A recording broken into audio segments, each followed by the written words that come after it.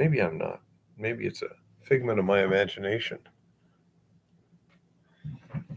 That would not surprise me. Oh, oh my goodness. Let's see how well this works tonight. Uh, Most medications tend to make me kind of lethargic, so if I got to take much, it's interesting to see whether I can keep going or not. Uh, is sound working okay? Oh,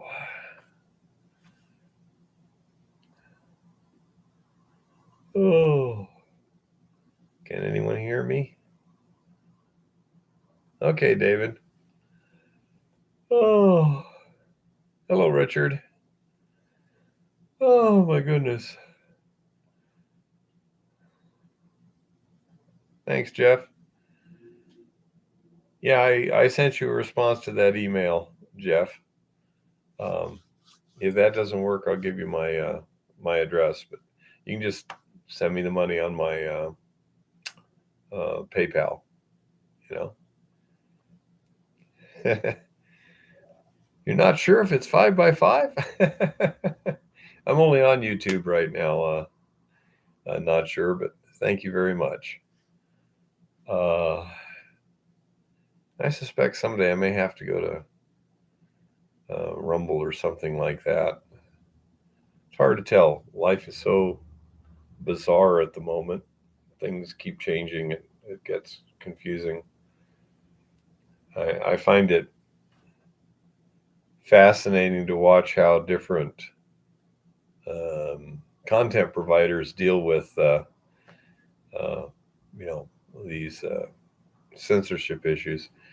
Head cold gotcha? Not near as bad as it did a few days ago. Oh, thank you, Gary. I'm glad that you enjoy it. If you have any questions or whatever, specific or more general, feel free to ask them. Um, I usually will start out with just a general kind of recap of the week and this and that once people show up. And then it kind of just opens up. Sometimes we'll have an actual subject. Jim isn't here again this week, but this time it's because I'm sick, Eva's sick, Jim's still getting over something. We just thought the best thing to do is just kind of avoid it right there. Oh, heck, I have no idea, John. I say it's just getting really weird right now. I might say something, and who knows? Uh, there was that time. Let's say it was a year or two ago where we were just BSing, and I thought people might like to see my M1 Garand, and the algorithms figured out there was a gun there, shut down my stream, deleted it from the internet, and gave me a strike. I wasn't saying anything bad. I was just showing a historical firearm. You never can tell what YouTube's going to do. They're just bizarre. And I presume from the fact that nobody has answered my question that neither Chris nor Mysterious Voice is here yet. Let me see if I can just get a hold of Chris real quick, because I got a question I really want to ask somebody. And Mysterious would probably be the best, but Chris is likely to understand the question, might be able to provide a thing. Okay, just a second here. Go ahead. There you are. Okay, that's your phone. That's me ringing your phone, Chris. Bye-bye. That's me, Chris. I was just calling you to see where you are. Okay, so John and Chris, here's the question conundrum. Believe it was Thursday. I set up the stripping circuit at Lauren's. We got the thiourea. Yay! Finally got thiourea. You know. So I set up the stripping circuit with some fresh solution and started eluting the um, pure gold resin. And so then I got sicker the next day, and Lauren was babysitting the uh, the circuit where he was just adding water to make up for evaporation losses since we are heating it. And he said that everything was going pretty well until Saturday, Sunday. I'm not sure. It was at least a couple of days. I think it was on Sunday. And he said then suddenly the solution started getting cloudy. There was a white milky substance sort of showing up, and so he shut everything down and basically dumped the solution out of the electrolytic cell and put some water, rinsed it with water so that we wouldn't start, redissolving any gold or whatever. But he said that the generation of the white precipitate was fairly sudden in terms of it was nothing for quite a while, and then all of a sudden it started making a fair amount of this stuff. And the voltage remained the same at 0.6 volts induced, although there's about 0.55 volts natural. Distilled water.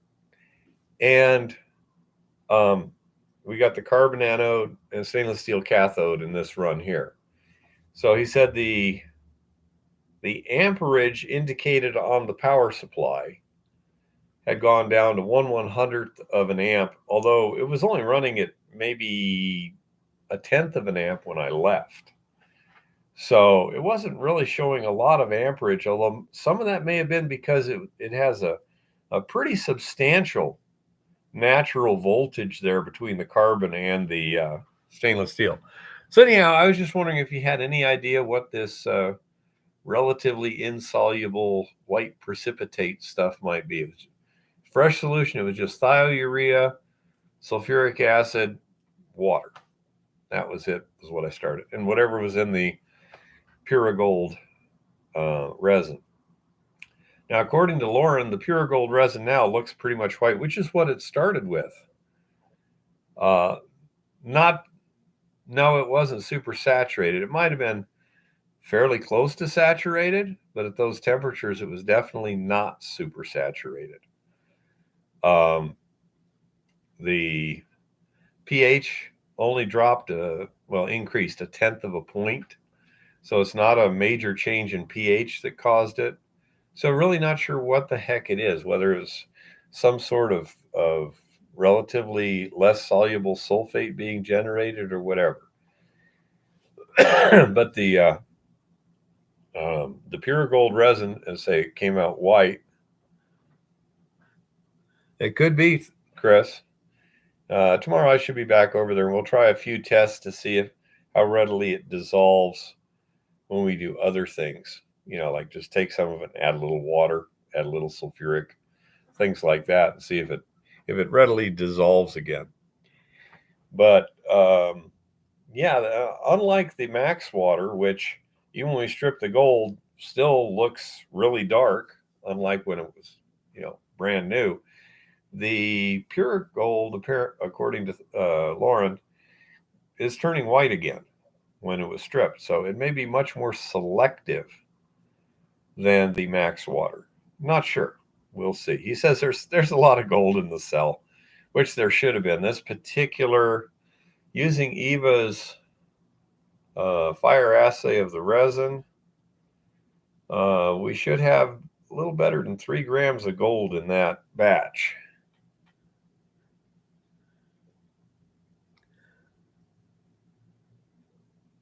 Also try drying naturally and heating the oven.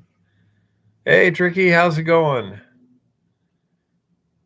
David, it's all done under a hood anyway, which is nice. Yeah, we do it under a fume hood. Oh, so anyhow, I'll get back there tomorrow. Yeah, that's a good thing, Tricky. I feel about halfway there. Little chest congestion here, some postnasal drip, you know. But I say we'll try a few things, see if we get a little better idea of what it is. But there should be plenty of gold there.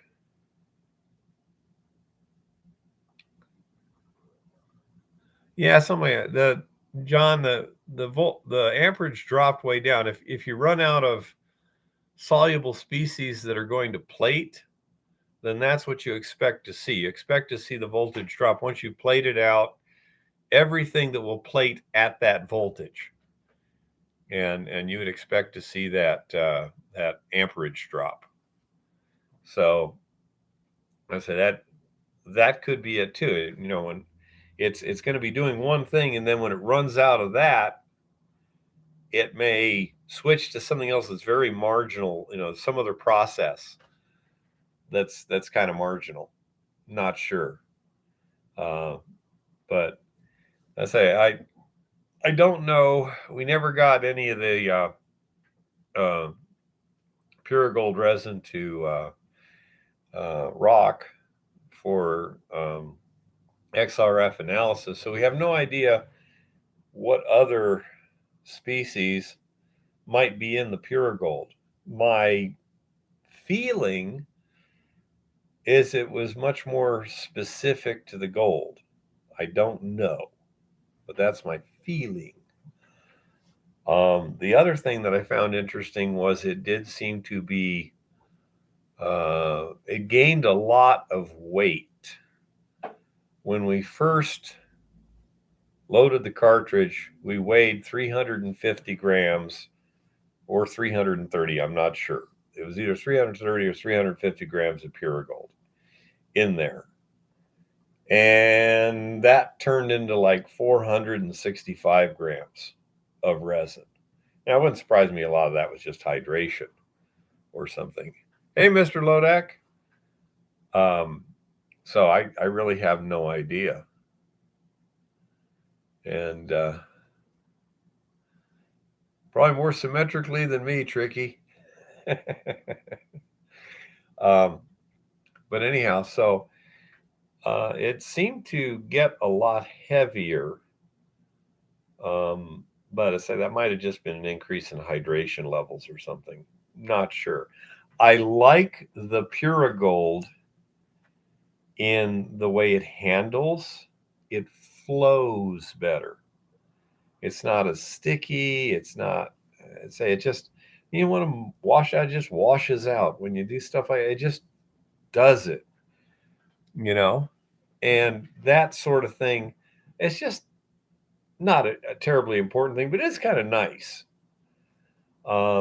The next test is pretty much going to be to try and regenerate the Puragold resin along with a sample of the Max Water resin, and then try them both in bottle rolls to see how well they absorb gold from solution again. Hello, Ricky. Because if you can regenerate the resin and use it again, well, that's another input you don't have to have.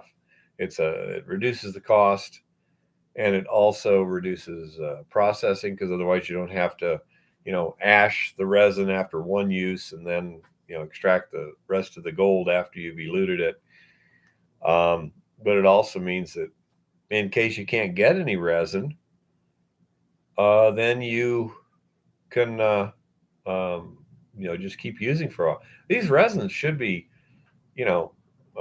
theoretically, if you've got the right elution procedures and stuff, you should be able to use them hundreds of times before they become ineffective.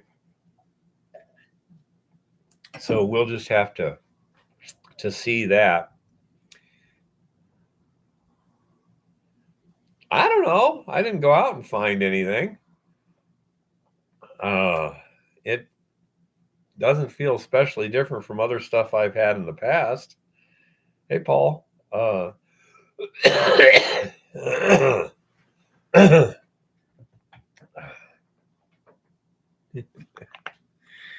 tickly throat here. Not a lot, but that way you don't have a sticky spoon to deal with. But I have no reason to believe it's anything more than something that's been around for many years. No, Tricky. Generic cough syrup. Yeah. This is dextromethorphan, acetaminophen, and doxylamine succinate. So, antihistamine, cough suppressant, and acetaminophen. Nope, no two-legged petri dishes. What do you call it? Visiting or anything like that. My wife and I live a bit isolated in terms of, not that we're way out in the sticks, but we don't deal with a lot of people. In the last week, we've seen what? 8 days ago, I went to church. We, of course, go to the stores and stuff a few times. Seen Lauren and Clara and Jim and Deb and a guy named Kevin and his wife and son. And I mean, his son is like 35 or 40, you know, and that's about it. None of them seem to be ill. So, as I don't know. But anyhow, I say I'm a little bit uncomfortable. I think Friday was the worst day. I was not happy. I have been sleeping a lot lately too. Now about soups and hot drinks, haven't been real hungry per se. So yeah, I like the soups and stuff. Well, maybe Tricky, but the last batch we run did pretty good in terms of the calculations. It was, I think, slightly less than 90% recovery on that one. This one here, it should be well over 90, I would think, because it sat there for days because I wasn't there. And so Lauren just left everything running, just added water as needed. So we shall see what we shall see. And uh, that's, you know, what happens sometimes. Um, didn't really feel much like doing anything, but even more than that, didn't want to risk getting anyone else sick. So we just kind of self isolated, so to speak. But so we should be back over at Lauren's tomorrow, and we'll see what we get going there. Have you tried? No, that's what I was just talking about, Tricky. Now that we've stripped it,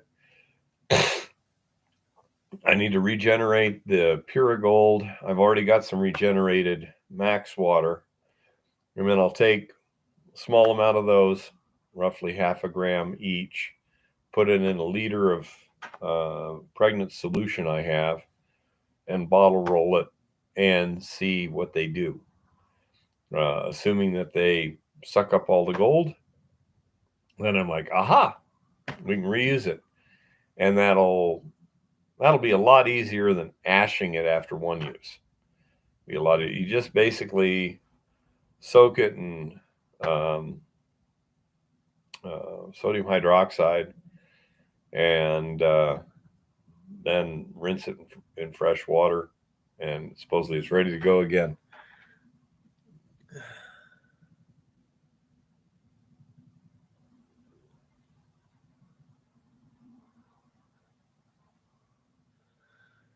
Yeah, John, this whole thing is, and this tells you something about our society. It's dangerous to even discuss.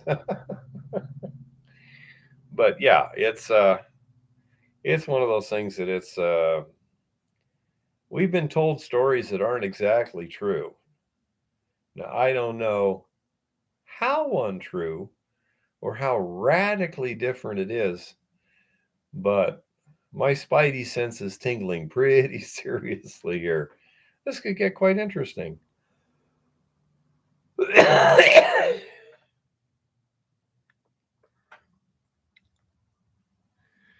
um, it was a uh, full batch for the elution circuit, which is it takes about 400 grams. You know, the balloon did it. Yeah, that's it. Why didn't I think of that? Yeah, there's speculation that maybe this whole balloon thing is just little smoke and mirrors to kind of distract us for some other things. Operation Blue Beam. That have uh, come out recently. So we shall see what we shall see. I don't know. It's kind of like the guy. Uh, once you nod your head for the chute to open, you're pretty much on for the ride, and all you do is the best you can. You're not in control of the situation anymore.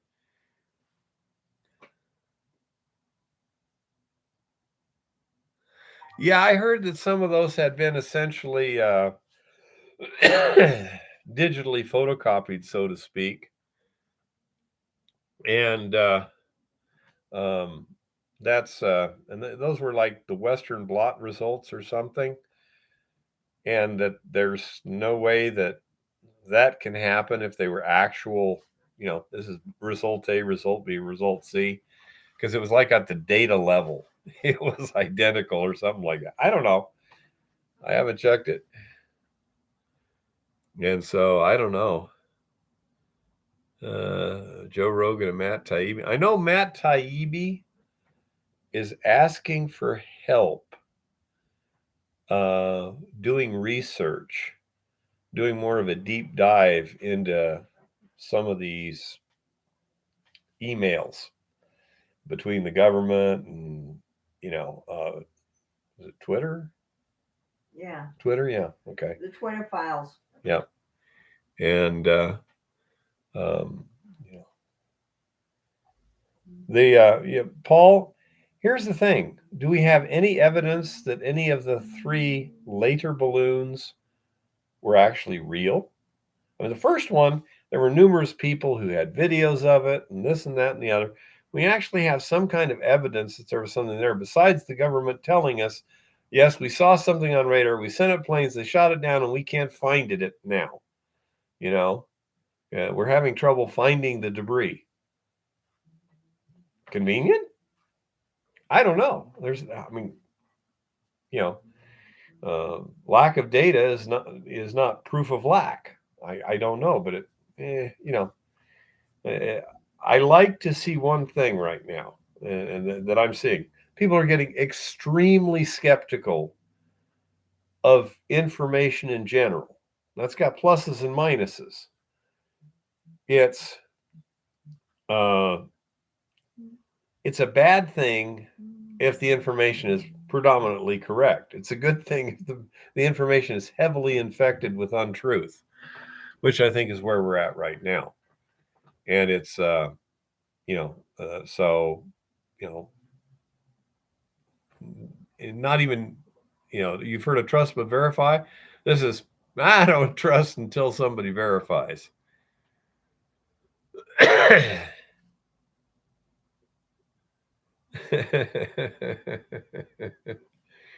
I don't think we'll have to get that severe tricky. it's it's not really patentable in the first place because other people have done it. I mean, I'm using a solution that was recommended to me by a resin manufacturer, so that's not exactly something I can do. What we're trying to do is make a system that's relatively inexpensive, simple to mass produce, and that was just a little bit. That was maybe like a quarter teaspoon, but I'm not sure about this carbon anode thing. Okay, I'll have to see. Dick Durbin and Lindsey Graham proposed Dream Act amnesty for nearly 2 million illegals. Of course they do. Um, but it it was weird on the electrolytic cell that it was just getting no real indicated amperage. So what I'm going to do is use um, I'm going to try the same solution um, and put fresh max water resin in it and use the same electrolytic cell configuration and see what happens. Um, and then I'll switch back to essentially the same everything except go back to the carbon steel anode and see what happens. Also, see whether or not we appear to be getting good um, um, plating with or without induced voltage. I don't remember who that was, Paul. Oh my gosh, no, no, John. I don't need the attention. I guarantee you, if the FBI went after me like like they did Trump, I'd last about I don't know 1,456 milliseconds before they had something on me that they could legitimately put me into jail for. Max Water is a brand name of an ion exchange resin. It's it's the Max Water 104133 resin, ion exchange resin that we're using. That's what we've been using since the get go. But Purolite, the salesman there, sent me some samples of stuff, and we did some bottle roll tests, determined what was the best resin, and then we had a cartridge full of it towards the end of the season that we put in the number one slot, the first slot, and loaded it what we could before we had to shut down the mill due to dihydrogen monoxide no longer being a liquid.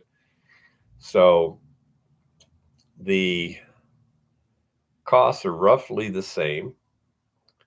However, the Purigold, yeah, John, the Purigold may be more selective. It may be more, may load to higher levels. Maybe because of selectivity, it might. It may be easier to thoroughly strip. It may be easier to regenerate, or worse in all of those things than the max water. The only way to really know, unless you're really, really, really smart and an expert in these things, is just try it, see what happens. You know, since trying it, seeing what happens is a lot better than getting, it's a lot quicker and cheaper than getting like a master's degree in ion exchange chemistry. We'll just go with plan A. So I say that's the idea. But so he gave it to me free, and say we'll try it. It did seem to be absorbing the gold out of the solution at a good rate. Okay, it was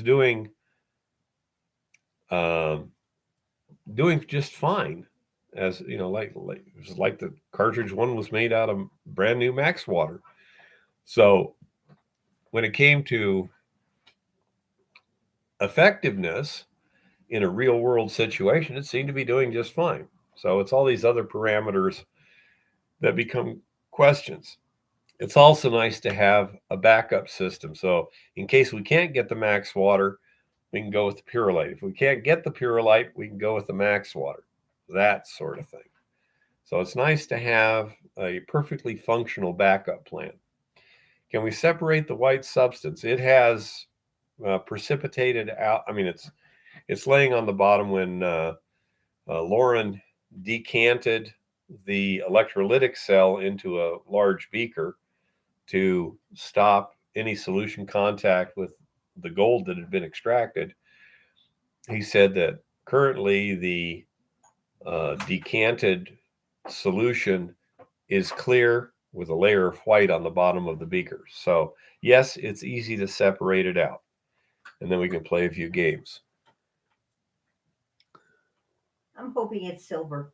Okay, Ricky, that is one of the questions we're trying to find out. We know that it can absorb at least 4% gold by dry weight, which is about 2 to 3% gold by wet weight. And, so when you dry it, of course, the percentage goes up. Well, depending on how you dry it, the gold isn't supposed to evaporate. It can. Life is so complicated at times. But some of these resins are supposedly able to recover up to 10% gold before they stop absorbing. So, these are some of the. It also probably depends a lot on the solution concentration of gold.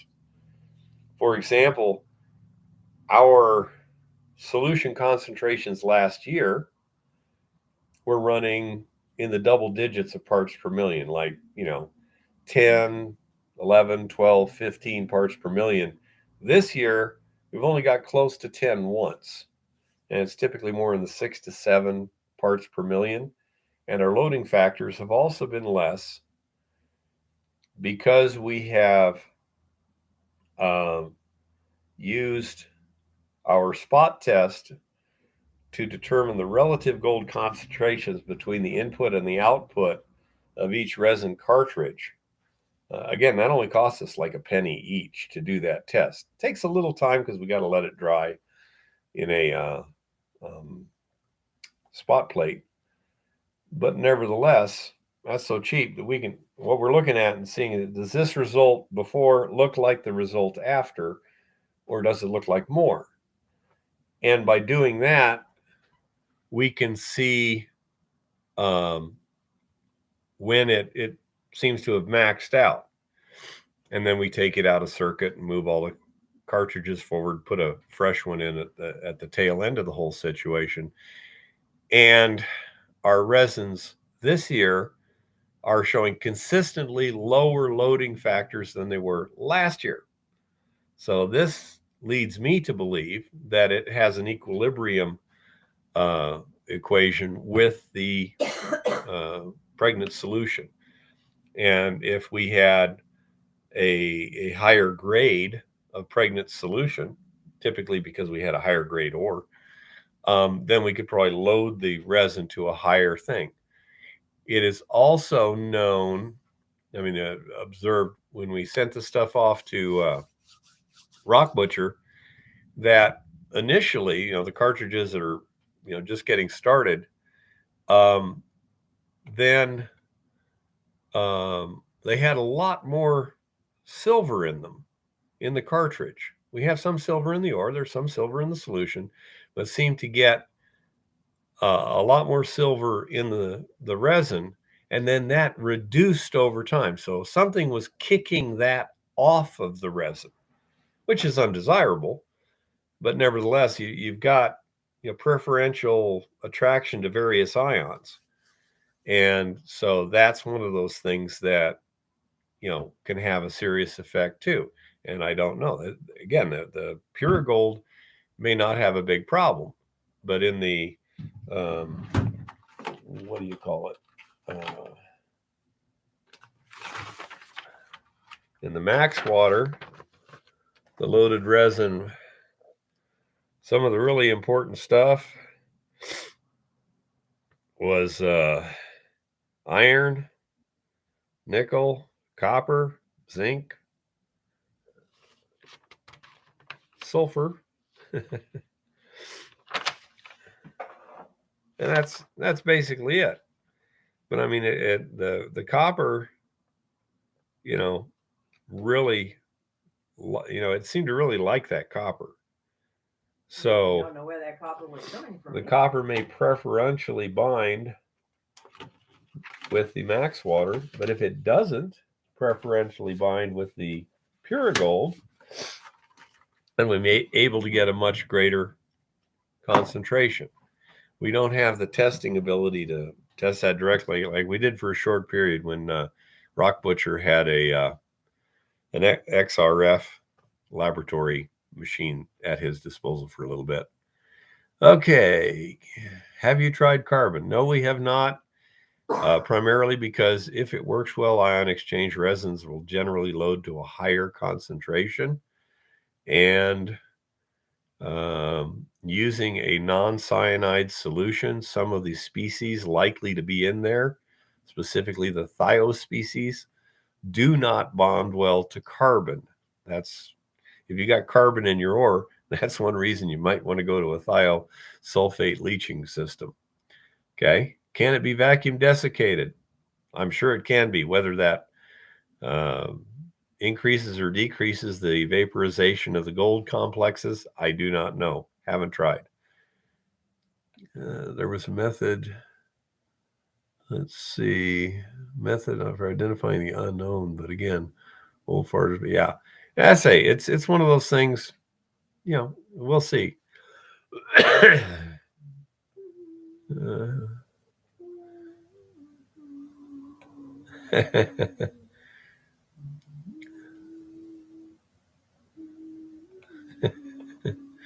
Oh, by the way, I heard a couple days ago on video somewhere. I have no idea if this is true. There's baseball. They had the Cleveland Indians. Well, originally, according to this supposed YouTube expert, their original name was the Cleveland Spiders. And then, to the early part of the 20th century there, they hired a Native American, and he was like the only Native American that was in the league. And then they hired another Native American. So they had so they were the only team that had two Native Americans on them. And so that's why they called them the Indians. I don't know. Uh, so, yeah, I have no freaking clue. But yeah, that would be pretty hilarious. People get so stressed out about stuff that there's no reason to get stressed out about. Oh, and they wonder why they're always stressed. So, these are some of the tests that, well, I should have already got done, but I've been sick. So, yeah. But that's my. I've still got some buckets of pregnant solution from last season here, assuming they still have gold in them, and I'm going to have to spend another $25 just to make sure what the solution in there is right now. It's also a good test to see whether or not the Eco Goldex um, complexes are stable over time. You know, if that's if so, that's a good thing. But I'll need to do three tests. Once I've set up the bottle rolls and run them, one of the pregnant solution beforehand, and then one for each of the resins afterwards to see whether or not they were, effectively regenerated. And if so, which one was better regenerated? Don't know. Even in fighting, if you're getting mad, you're doing it wrong, whatever it is, huh? Yeah, you're probably right. Although sometimes I use mad to get me through the tough spots, but it has to be more disciplined than I am at times to be a truly effective tool as opposed to just a reaction to stimulation. But yeah, let's say I know a guy who's a very good shot. He's been world champion a couple of times, and he's the kind of person you piss him off, he just focuses better. You know, so he can just harness that anger into precise output. Extreme focus, and that's a very good skill to have. Absolutely. Uh, Next to that would be not getting upset at all. Just waiting in there and doing what needs to be done.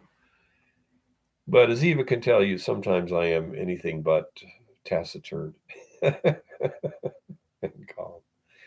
It's not one of my better qualities. Okay, I do not claim this to be a good thing, but I don't hit people. I don't usually break things unless they were pretty much already broken. Like the last one that I can recall, that little hand vacuum pump, little one. Yeah. Remember that? Yeah. It was screwing up on me. It's cheap. It's not working. It's like, okay, you're gonna be that way? Smash, smash, smash. How's that? Yeah, yeah.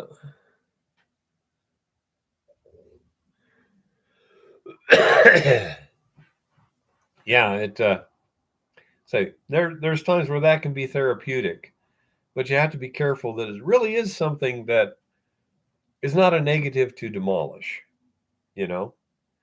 And I'm getting much better at a not breaking things that I really didn't want to break in retrospect, and b not injuring myself breaking them too. uh,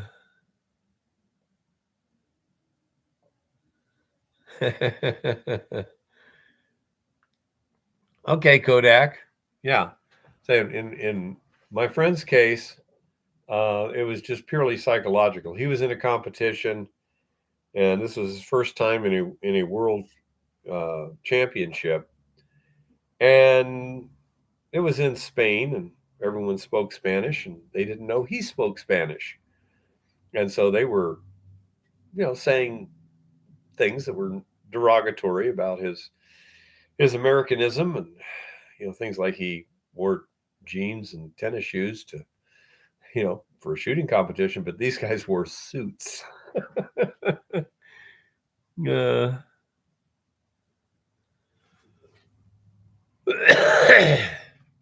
you take care of yourself, Tricky. Hug the little ones. Yep. Be sure to hug the babies.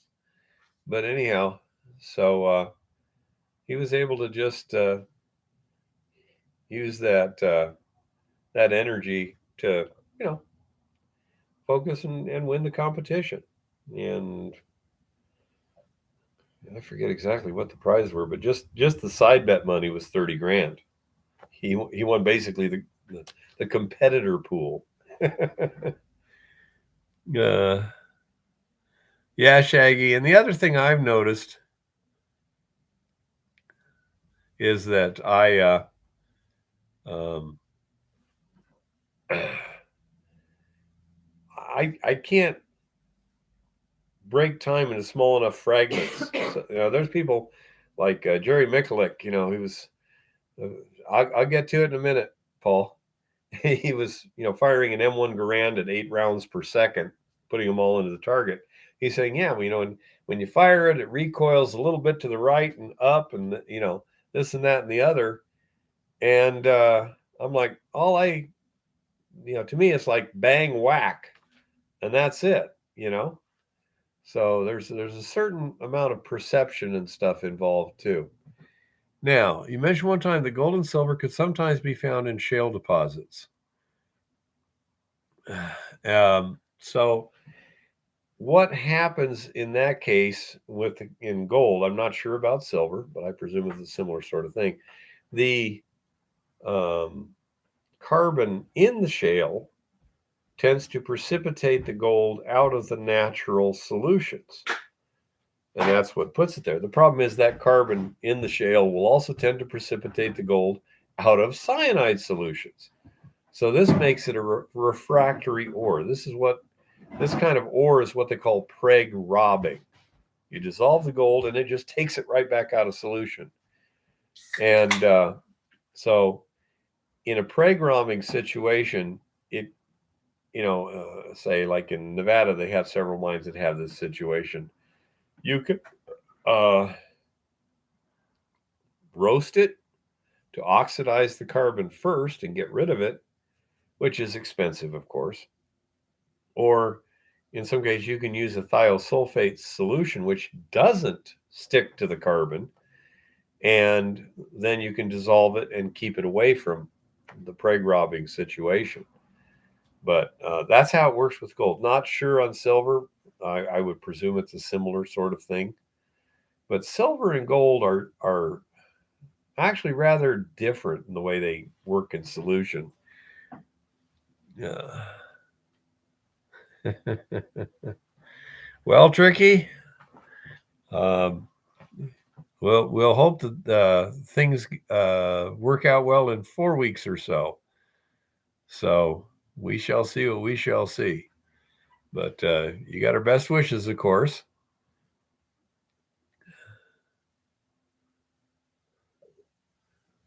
So let's see.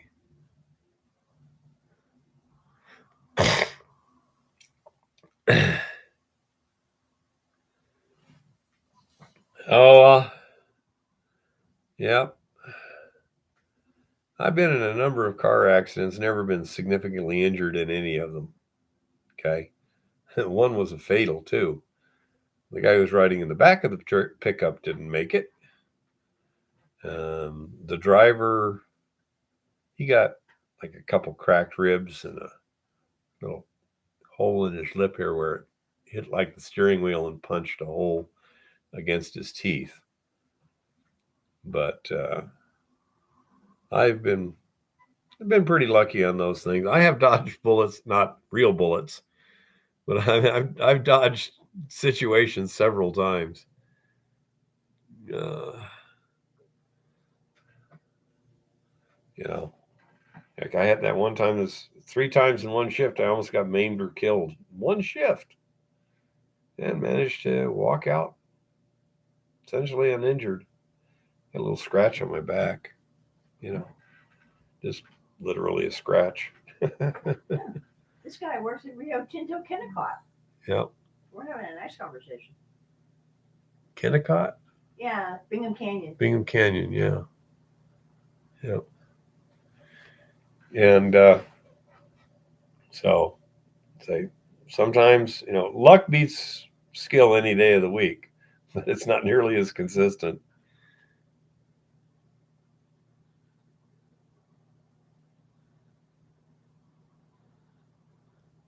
Oh, at least Ferry, huh? Yeah, I say the gold can be too fine for gravity separation. However, I say there are potential chemistries that would do that. Now, I'm sure you couldn't get a permit to do anything at least Ferry now.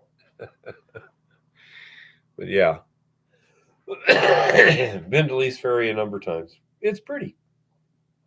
It really is. Uh, but that's a classic case. If there's gold there, but the recovery is so poor, or the recovery is so expensive, or whatever, that's just not worth it. And this is where sometimes by changing the system, say for all I know, the Eco Goldex might work just fine. The fact that it's too fine for gravity is a real good indicator you need to leach it in one way or another. And then the question is, how does the chemistry work with the rock, the matrix? And they've got different systems that work different ways. Like the an acid thiosulfate thiourea solution. You got basic thiosulfate. You got the Eco Goldex, which is basic, but I don't know exactly what it is. There's probably more than one active ingredient working at the same time. So I'm really not, I said there's lots of possibilities. The more you know, the easier it is to run through them quickly. That's why we had so much trouble with the eluting the resin, is because it's, okay, well, it should be this. It's like, well, that didn't work. Well, how about this? Didn't work. Finally, we found something that did work. And it was just by, asking around, say, what works with your resin? What's supposed to work here? Look at research papers. How did they elute their resins? Things like that. Eventually, we found one that worked like gangbusters. I mean, it really strips that resin pretty well as far as we can tell. Now the next step is, does it regenerate? Can we regenerate the resin after stripping? If so, um, there's another useful thing besides just making the process cheaper and simpler. You're not ashing and stuff after one use. It also means any gold still in the resin, it's still in the resin. You can run it another time, and then the gold is still in the resin. So, depending upon exactly why you're not getting 100% recovery, Could be due to equilibrium situations or whatever. Um, you might have, let's say you can strip 90% of the gold easily, and then due to whatever constraints, it, just kind of tapers off there and you want to just regenerate and reuse it. Well, if the next time you also get 90% recovery, basically at that one, you've got 100% recovery because that 10% is now just kind of like, a base load. And everything on top of that, you're stripping 100%. So I'd say that's another way to minimize your losses is just if you got a base load situation, just live with it. This is another thing where people who are panning, in my opinion, often make a big mistake because they try and pan down to the gold. And that takes a lot longer than just panning down to concentrates. And so you're spending, you can spend, say, 2 minutes panning down to cons. I mean, decent cons. Or 10 minutes panning down to gold, and then taking your snuffer bottle. Well, just take the cons, dump them in another pan. Do another one, dump it in another pan. Boom, boom, boom. Now you're getting a pan full of raw gravel done every 2 minutes instead of every 10 minutes. And then just take that stuff back home with you if you want. Or even at that point, you can carefully pan it down a couple times. Pan it down, set those concentrates off the sides, and repan the stuff and see what you've got. And if you've got any gold at all, then pan it down to concentrates and put those in there and do that till you can't find any gold in your cons, and then you can leave the rest of the stuff in the field. And yeah, that is a pretty good story, John. Uh, that's a possibility too, Jim.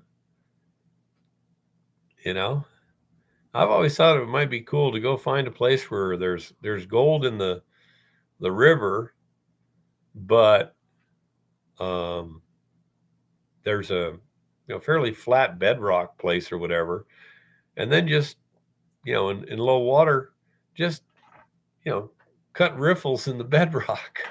you know what the heck, and let that river run and fill those riffles up, and then suck them out again.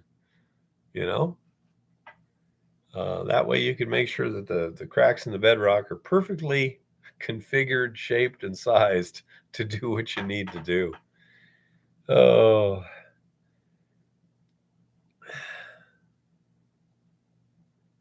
absolutely, Jeff.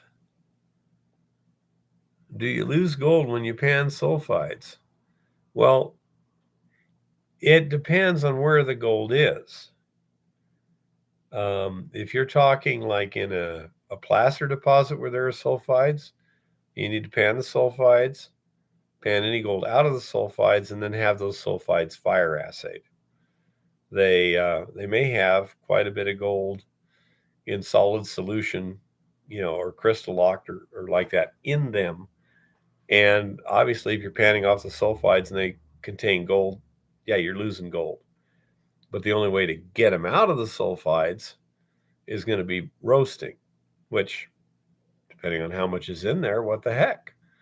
I've heard of people that, the iron sulfide is running, 100 ounces to the ton, 500 ounces to the ton.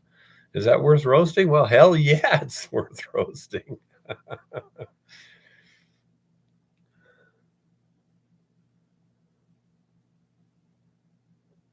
Wow. Yeah, that's kind of unusual, Kodak, but yeah, I can see why a big nugget like that might stick in that situation. Uh, yeah, Paul. This is the other thing is that a pan is a really good proxy in many cases for gravity separation, a table, a jig, anything like that. Pretty much anything you can do with a table or a jig, you can do a lot slower, but about as effectively with a pan if you use the right technique. And this is why when you're, like at the case of Montana B, You go out there and you pan down your ore, and then send the tailings off for assay. And if you didn't get a good recovery, well, guess what? You probably got microfine or crystal locked gold, and you're going to have to leach it. On the other hand, if you pan it down and you get good recovery, you got, free milling gold, sweetness. Little one, you're going to have to take over for me for a minute, if you would, please. Okay. I Uh, was about to investigate my new shoelaces, but that's okay. That's okay. They'll still be there. Hi, everybody. Well, we went to Costco this week and got us a Costco card. And I have never gotten such a hard sell to get a credit card in my life. Now, I know the lady was doing this because it's her job. But am I the only person who has noticed lately that a whole lot of people are getting a whole lot of credit card deals that normally would never get credit card deals? People like us, for instance, that have like no credit, no credit cards, no activity of any kind in that way for a decade. And as to Costco, it is a semi-sockless dystopian hellscape. Okay? And they had refrigerators that cost more than our last used car. And they've gone almost totally like bougie, organic, upscale shit. I'm sure it's a very good deal for people that are middle class, which is not us. But I found enough bargains that it was worth a basic membership for a year. Hi, Miner Jim. Hi, Shaggy. Hi, David. Hi, Kodak. Hi, Chris. But yeah, we went to Costco and I was practically having heart failure over the appliance prices. Not to mention, every appliance I saw was a smart appliance, which means they can all spy on you. So, but they had a good price on eggs. They had a good price on cheese. So I'm fairly happy about that, even though they had no socks. Socks are disappearing. This is a conspiracy. Yeah, Kodak, it's the craziest thing. I mean, I'm talking all kinds of people that have never gotten a credit card offer in the mail in years. And all of a sudden they're getting, congrats, you've been pre-approved for a free credit card. And it's like, okay, wait a minute here. It's all part of this bank conspiracy shit that's going on. Lucky for you, Paul.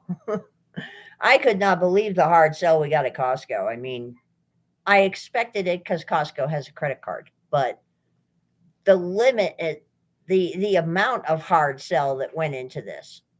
She spent maybe a half a minute trying to talk us into the expensive executive membership at Costco rather than the $60 one for poor people like us. And then she spent almost 10 minutes trying to talk us into the credit card, whether we got the executive membership or not. So I'm wondering what kind of a kickback Costco gets from Visa for this shit. It's bizarre and unaccountable. And it is a semi-sockless dystopian hellscape. Real socks are disappearing from the world. So the goddess is letting everybody know, if you have really particular tastes in certain items, whether it's shoelaces, which I had a hell of a time finding today, or socks, underwear, whatever, and you see it, buy 2 or 3 rather than 1, because more shit is beginning to disappear from the world. It's just a thing that is happening, along with a whole bunch of other things that are happening these days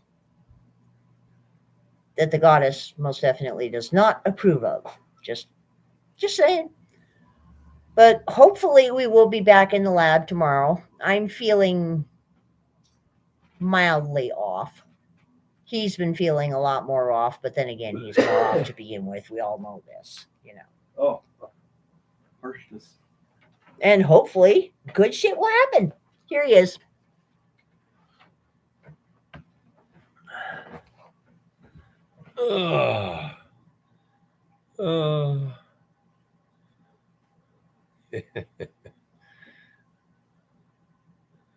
What does crystallized gold look like? Well, it's very pretty, and looks like tiny feathers. You can just look on the internet, just Google, crystalline gold, and see what it looks like. Feathers or snowflake arms. Also, the Liberty Gold Mine up in Washington State has some of the best in the world. So you could, Liberty Gold, specimens or something like that. It's very pretty stuff, and it has different crystal forms, and so it's worth a quick scan on the web. You want to see something pretty? Look up golden opal matrix from Australia. Golden opal matrix, yeah, that'd be pretty. It is freaking gorgeous stuff. That would be pretty expensive, I would think, because it's also very unusual. Mm-hmm. So that would be some pretty pricey stuff. Too bad we don't have a mine like that. Oh well, such is life. Too bad we don't have a silver mine. Ah. She still wants more silver. I want more silver. I'm just not good enough for her. Okay, I'm better now. Okay.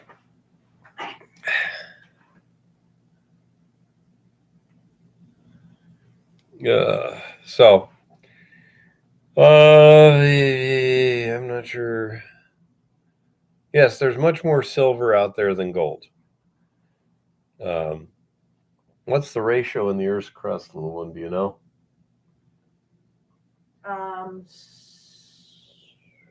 The mining ratio for silver to gold is 9.2 to 1, and in the Earth's crust, it's 11 to 1. Okay, so there's 11 times more silver than gold in the Earth's crust, and the mining ratio is like 9 to 1. And of course, that has to do with the fact that because silver is more plentiful, it's less valuable, and therefore you have to have higher grade in order to make it. Okay, Paul, you take care. Oh, so, hey, Keith. Huh. Platinum's now only half the price of gold, huh? Yeah. Still that $1,000 an ounce. It's been sitting at for a long time. Oh, well, Putin will buy it up soon. They make a lot of platinum in Russia, don't they? Yes. Yeah. Okay. So that'll be something else they'll work on.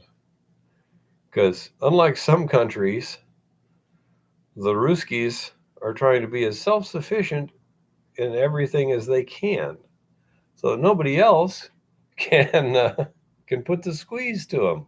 Wow, what an interesting concept, huh? If nobody can hurt you, nobody can tell you what to do. We might think about this.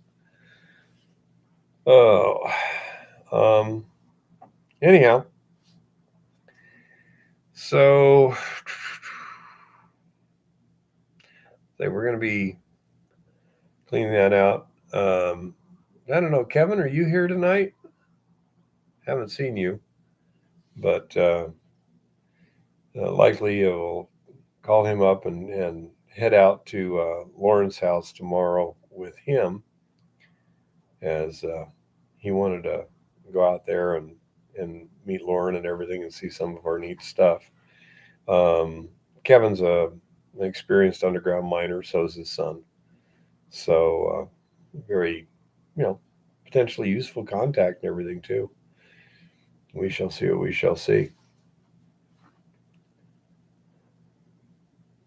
Yeah, exactly, Ed. They don't let foreigners screw with them. A little protectionist, perhaps, huh? a little Russia first. Yeah, platinum is at 955 right now. Palladium's at 1488, and rhodium is bottomed out at 10,950. Oh man, bargain basement for rhodium, huh? Really bargain basement for rhodium. It used to be about the same as platinum, and I mean this was like 10 or 20 years ago because one of the things they used rhodium for was to plate silver because it's a very white thing. I mean, it made it whiter than actual silver. And one of its major uses is still jewelry plating. Yeah, because it still doesn't need a whole lot. I would not be surprised, Keith, if the Chinese are hurting because they kind of built their economic system on exports. And when the world is hurting economically, they're not buying a lot of stuff except necessities. And that means things like cars and electronic appliances and stuff like this are not the highest thing on your list. The laptop still works fine. I'm hungry. I need to buy food for tomorrow because the stuff we bought yesterday is gone.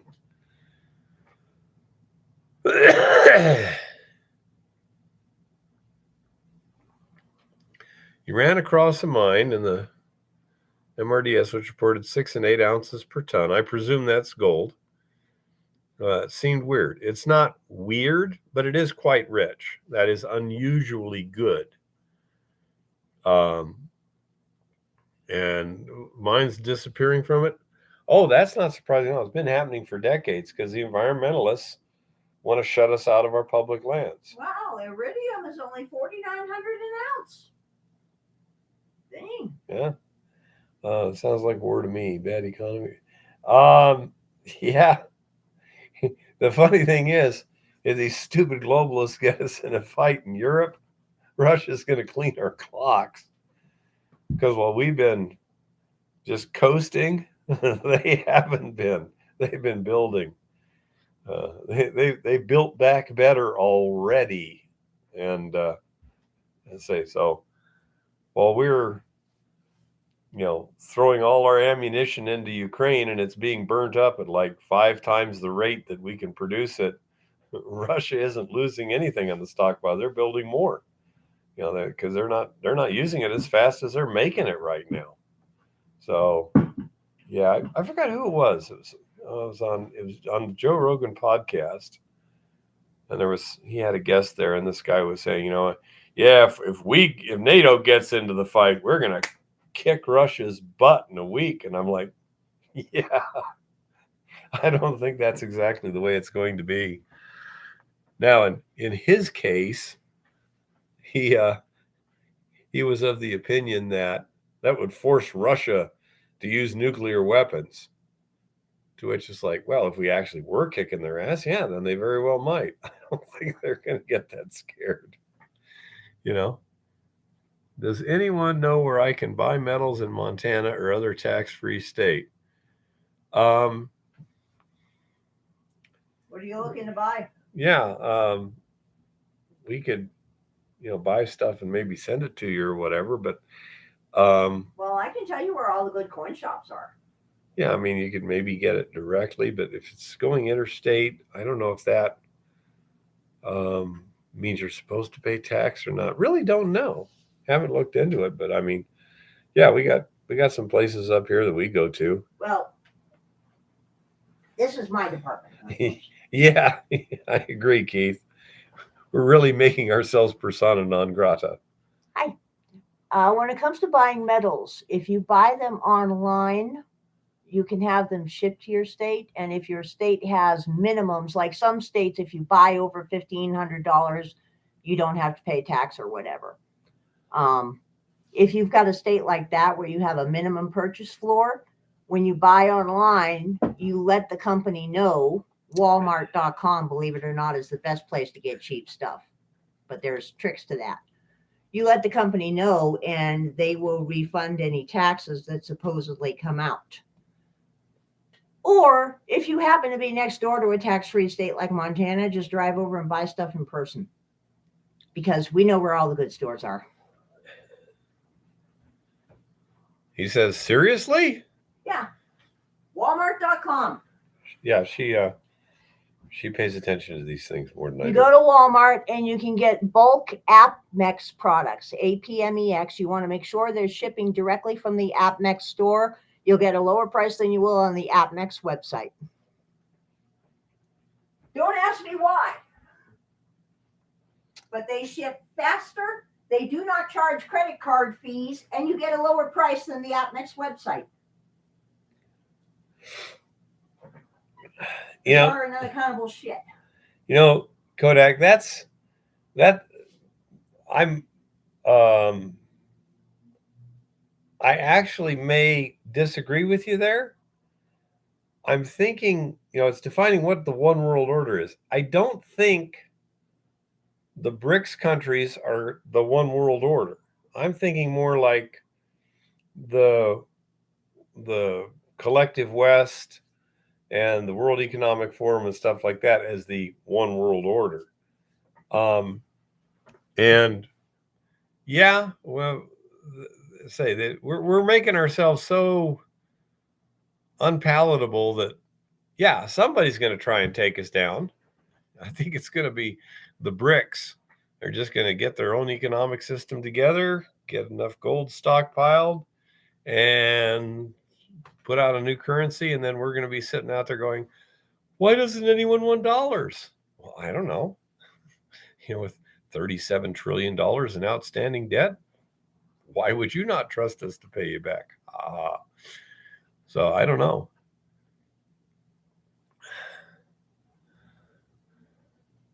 Yeah, it's becoming common, Jim, because the environmentalists in the BLM and USGS are literally just, eliminating them from the maps.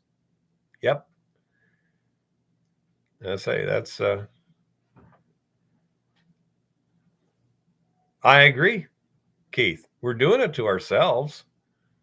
I forget who it was who said something.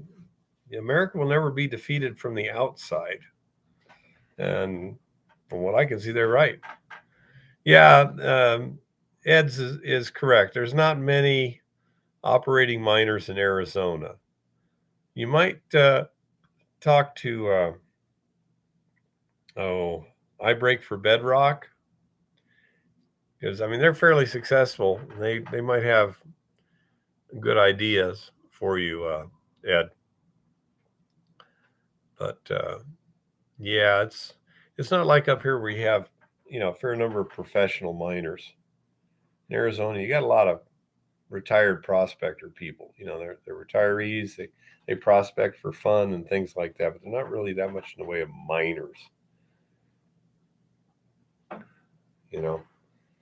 But yeah, I'd start with I Break for Bedrock in Arizona. And they're pretty nice guys.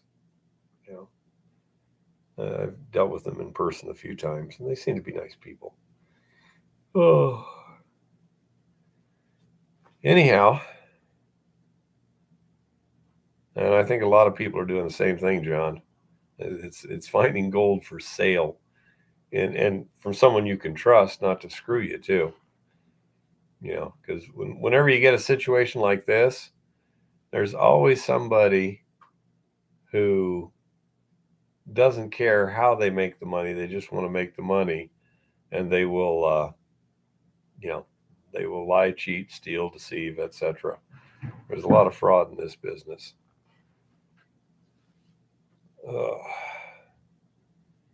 Anyhow, I'm not really sure what else I'm going to do this week.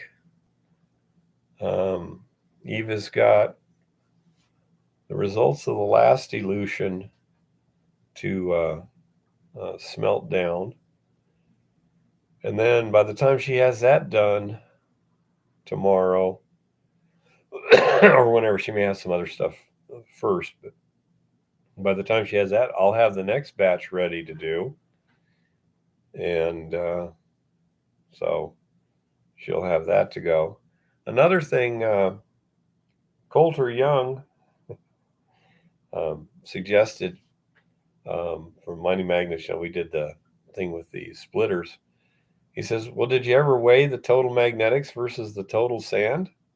And I'm like, no, that would have been too smart. So I'll go. You think you would have learned from me by now? Weigh everything. Well, it was all mixed when I got it in the first place. But anyhow, so I'll be doing that and seeing what the results are and maybe amending my. So you weigh it mixed, you weigh it separated, and then you do a mass balance. Yeah, fine. Yeah, you're not the one trying to do 12 things at once. Oh, no, I never have to do 12 things at You once. don't invent things, fix things, do 12 different different experiments at once, and videotape at the same time. So, and you're not 67 years old. I had a birthday. And it's, by the way, it's Eva's birthday today. Yes. I was, mainly distracted by having to get her up before 8 o'clock in the morning and making sure I accomplished that without any serious injury. But yeah, it's her birthday. Mine was last week. My boys haven't texted me. No, they haven't. David says happy days. Patrick Jones says happy birthday with a little birthday cake emoji. Kodak goes, Merry Bah Humbug. Thank you. Shaggy is a birthday cake and a party face and stuff like that. Chris says happy birthday. Jim says happy birthday. Mr. Lodak says happy birthday. Oh, I never was much on birthdays myself. Then tomorrow's Valentine's Day. Ooh, now I got to get you a present too. Ricky says happy belated birthday. Gary Burkholder says happy birthday, Eva. Lauren says happy birthday. Gary Burkholder. For some reason, that name sounds familiar. I don't know why. Keith says, Eva has a lot of company with friends' birthdays. Happy birthday.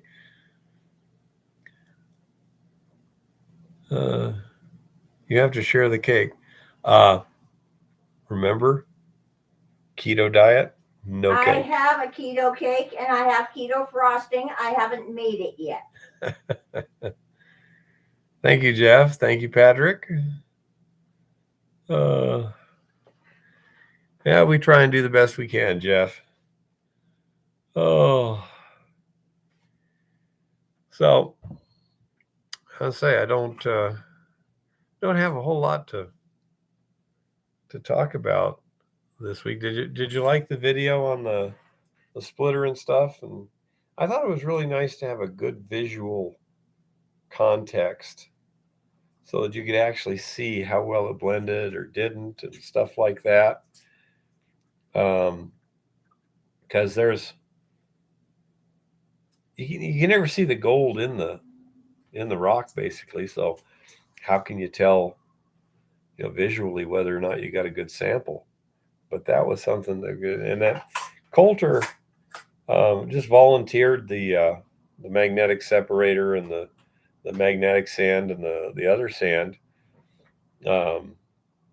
just for me to play with. And I thought, oh, that would be a nice way to demonstrate things. And it's an amazing machine.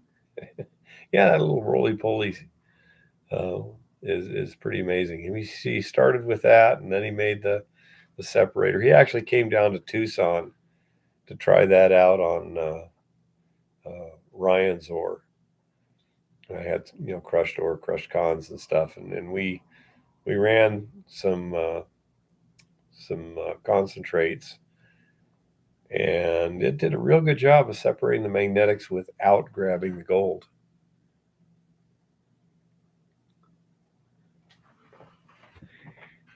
There's actually one kind of like that, Jeff, but that particular kind of splitter is called a Jones splitter. And because they're very simple, it um, I do not know, John, if he's going to make larger ones, but hell, I calling him right now. What size do you want? Is sulfide gold crystal gold? No, it's not, Paul. Let's see. Let's go to Coulter here. Easiest way. There it is.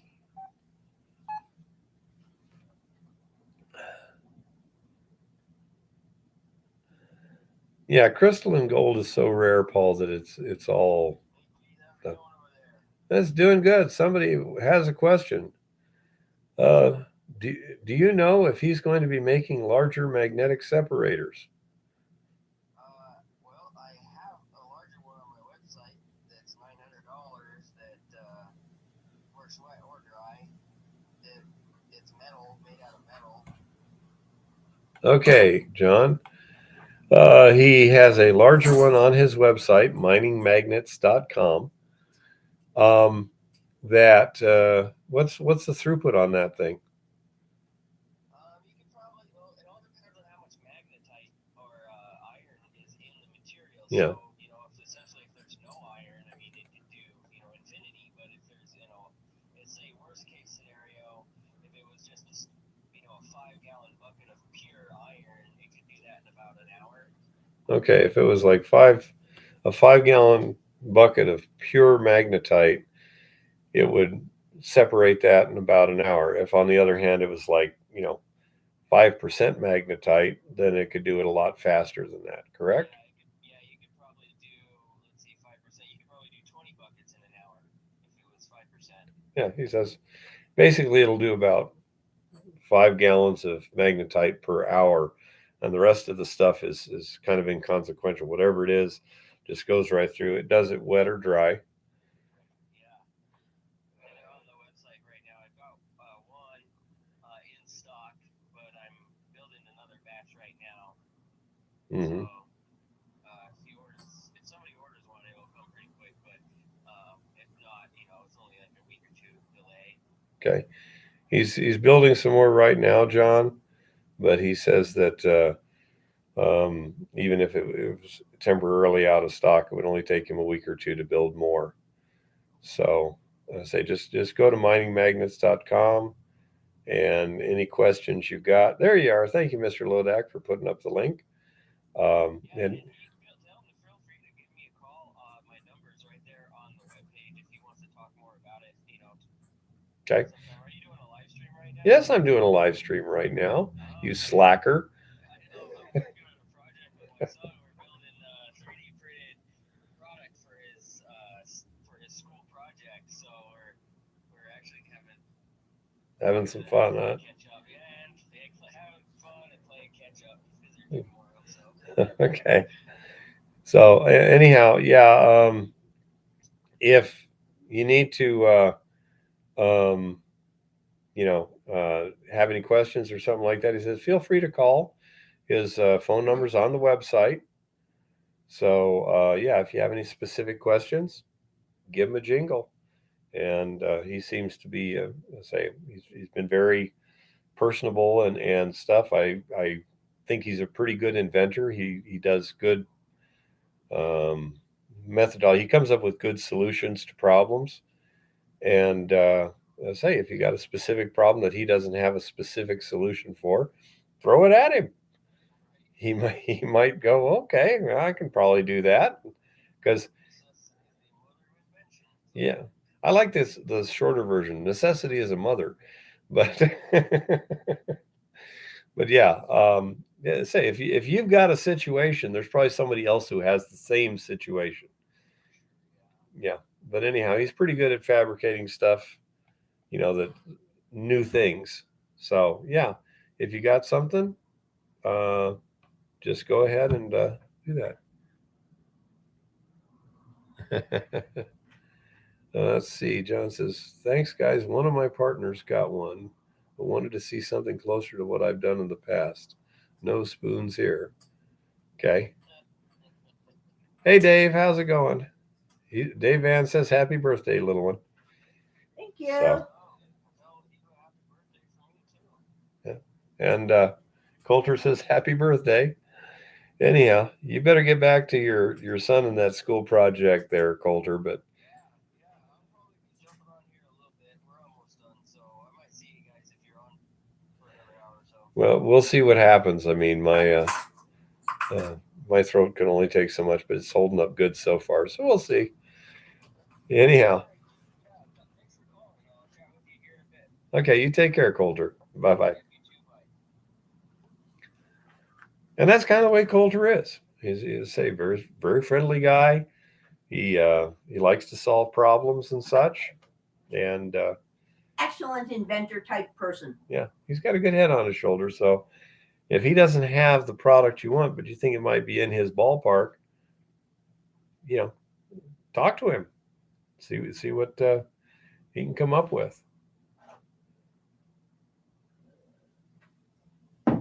For example, he came up with the idea of the breakdown splitter.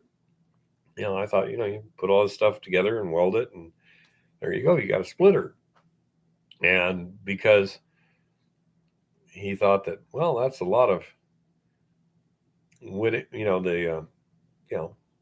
welding is not something he's necessarily set up for and everything. He designed one that doesn't require welding, just some threaded rods to hold it together. And it's only about this tall when you ship it. It's like, yeah, that's nice. Plus, from a manufacturing and profitability standpoint, the less work the manufacturer has to do, and the more he can pawn off on the customer, the easier it is for profitability.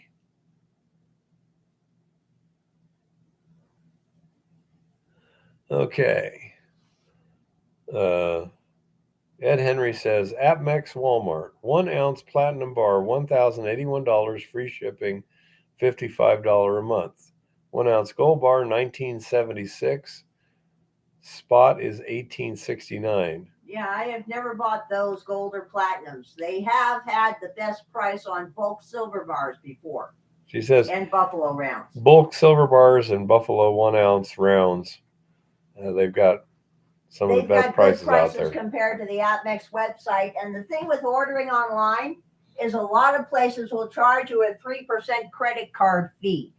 You don't pay that through Walmart. As a matter of fact, some people really luck out. They have a Walmart credit card, so they buy their silver on the Walmart website and they get a discount. Yeah. They get a cash rebate. And but that's the biggest advantage to Walmart for buying silver, is the fact that they don't charge that 3% credit card fee that a lot of the bullion sites charge. Of course, one thing when you do buy it from Walmart is now the government has a record of it. Yeah, that's why we never buy anything online. So if you just buy cash from your local coin dealer, then there's no record. Unless they ask you for your name and address and stuff. Oh, and our people don't. They write us a receipt. That's because we're buying small amounts in cash. John, according to Eva, they're not high fees on silver at Walmart. AppMex website itself is ridiculous. Well, Mr. Lodak, according to Eva, if you're buying AppMex products, it's actually cheaper on Walmart than at the AppMex website. Yeah. Part of that is because AppMex charges like a 3 to 4% credit card fee, or if you do a wire transfer, they charge you a percentage. It's ridiculous. All the online websites charge. That's entirely possible, Dave. I say he puts together stuff pretty well, and those two splitters that he came with, those were prototypes. One, the metal one, was a modification of my design, so it was a little more a later iteration, essentially. And he made a couple of mistakes on that one, because he's not used to using a splitter. And so certain things that might not have seemed important to him is, they were actually important things. Let's see, Platinum on Walmart, 1081 on AppMex, 1054. So according to Mr. Lodak, So it's actually Walmart's cheaper jacked their now. prices up. Okay, so apparently Walmart's changed again. Walmart has changed again because for the longest time they were cheaper than the AppMex website. If you see anyone selling stuff at spot, Kodak says he saw some nearby on Craigslist selling gold and silver, junk coins, and small bars at spot. Make sure you know how to test it. Yeah. And don't take anything that isn't an actual coin. Yeah. There's a lot of counterfeits out there right now. Yeah, there is a lot of counterfeits. So you need to be cautious on that if you're not buying from a dealer, a reputable dealer.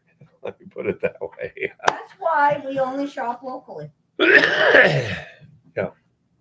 I say, I don't know much. For example, I just found out something tonight that I didn't know about Coulter. He's got a son who's in school. Coulter doesn't look old enough to have a son, does he? No, he doesn't. He looks like what, about 25? Yeah. Yeah. Yeah, he may be a lot older than I think he is. But anyhow, I say I found out recently he's got a wife, and I found out tonight he's got a son.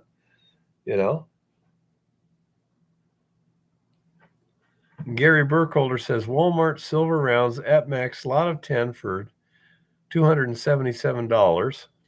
That's cheaper than we could get them at our store. Yeah.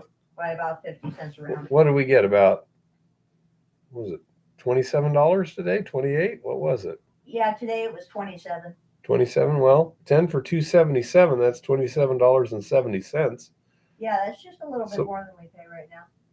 Yeah. But five over spot is just about what people are paying in most places for 1 ounce generic rounds, like Buffalo's. Okay, Eva says right now about $5 over spot for 1 ounce generic rounds. Now you will see flash sales occasionally at JM Bullion where they'll say any quantity for $2.99, but you got to be on their mailing list. And when you get one of those push notifications on your phone or in your email, you got to jump right on it because they sell out fast. Yeah. Eva says if you get, if you sometimes get some good bargains, but they go really, really fast. You got to be on their mailing list. As soon as it hits, you got to jump on it.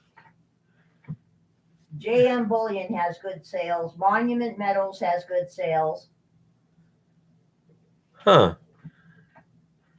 Now, Kodak says you hold with tweezers with rubber tips. Tap on it with a small stick ring. There's an app for hearing that judges the percent by sound. Yep. There are several ping test apps you can get for your phone. For silver, you can also use the ice cube test, or you can use the neodymium magnet test if you're testing a bar. I have no idea what those are, little one. You might want to tell people. Silver will melt ice cubes faster than steel. Silver will melt ice cubes faster than steel. Yeah. You can use a magnet test. Yep. Let's see. Might I talk a little bit about selling mined gold? Not really. Because I know that if you've got a lot of it, you can sell it to a refinery, and it's typically 2 or 3%. But I don't sell it. I'm working for the claim owner. He gets all the gold. There is an interesting tax issue if you recover gold yourself from the ground. You can put it in your safe, and you're not legally required to pay taxes on it at that point. But when you exchange that gold for something else, like you sell it to somebody, Now you've got to pay taxes on that. That's now taxable income. So especially in the small miner sort of thing, they usually like to uh, keep their gold unless they're small professional miners like Jim is, where they have to turn it in so that they can get income in order to pay bills. Now, if you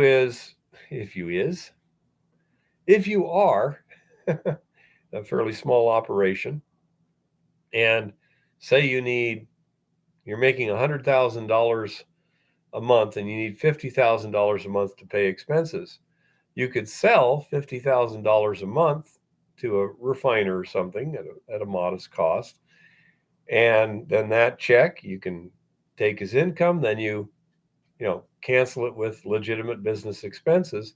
Take the other $50,000 and stick it in your safe. You know, can you see gold in sulfides? Not usually, Paul, um, because it's usually quite small. You can see gold on sulfides at times because it can kind of precipitate out and make reasonable sized particles. But in sulfides, it's usually very, very small, and it's very hard to break it loose physically until you um, roast them. Once you roast them, they're no longer in sulfides; they're in rust, and it makes it pretty easy. Yeah, Paul, that's actually quite common to have gold in sulfides. There's a gentleman in Oregon that I talked to not too long ago. That's his situation. He was looking at using Eco Goldex because um, they they're doing exactly that. They're mining a sulfide ore body, and he doesn't like the huge premium he pays to the refiner, that he sells his stuff to. And here's another thing that you can do. Let's suppose this gentleman in Oregon is making a sulfide concentrate, and it has X amount of gold, and you need about 1/3 of that in money in order to pay the bills. If you were to do a gravity concentration or a leaching or something to that effect and recover half the gold, then you can sell it to the rest to the refiner, get your check, and voila. Now, it all depends on how much they charge, and that will depend on the exact chemistry of the concentrates. For example, if it's a what do you call it?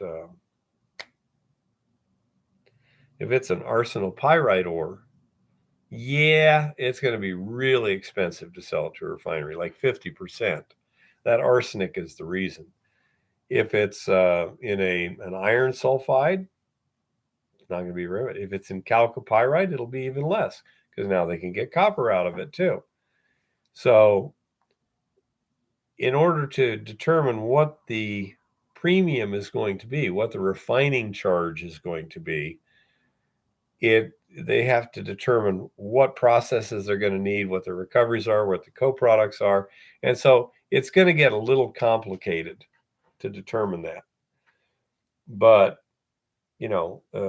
say for confidentiality's sake or something like that, if you've got an ore that's, when you crush and grind it and everything and then concentrate your sulfides, if you can easily gravity separate 1/3 of the gold, that might be the stuff that you just put in the safe and stays out of the paperwork stream.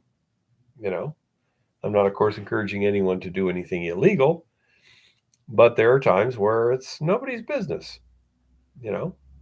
Until you do certain things, it's not reportable, so don't report it. that's my philosophy. The less other people know, the less problems they can cause. Real simple. Now, Ed Henry says never self-melt jewelry because if you're selling it to a refiner, he's going to give you a better price, if it's got 10K and like that on it. Yeah. That sort of thing. Do not know if that's the case or not. Oh, but anyhow, so that's the situation with when should you refine it yourself or not. It all depends on exactly what the situation is and what refiners you can find and how much you've got. Do you have a 5-gallon bucket of cons from last season, or do you have a pickup truck load, or do you have a couple of pallets or a whole semi truckload? One guy once asked me about, well, who's your refiner and what's the cost and everything. And I said, well, I can't tell you what the cost's going to be because it's up to you. I said, what do you got? He says, 500 ounces to the ton, 500 tons of cons. It's like, yeah, they'll be interested. I guarantee you.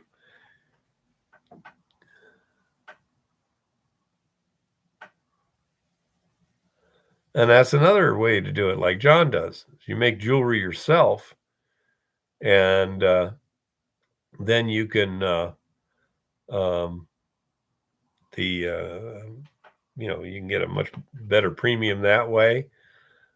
Sometimes you can sell nuggets to jewelry manufacturers for well over spot. Things that are aesthetically pleasing can go for well over spot price. You've also got these people selling pay dirt. If you look at what they guarantee you, they're basically selling it to you at a little bit of over spot. But people are happy to do that because they get this stuff, they pan it out, they have a good time, and they get gold at basically spot price. Effectively, it's close enough that they're happy. So what the heck? I don't know about the buffering, John. Is anyone else seeing any buffering?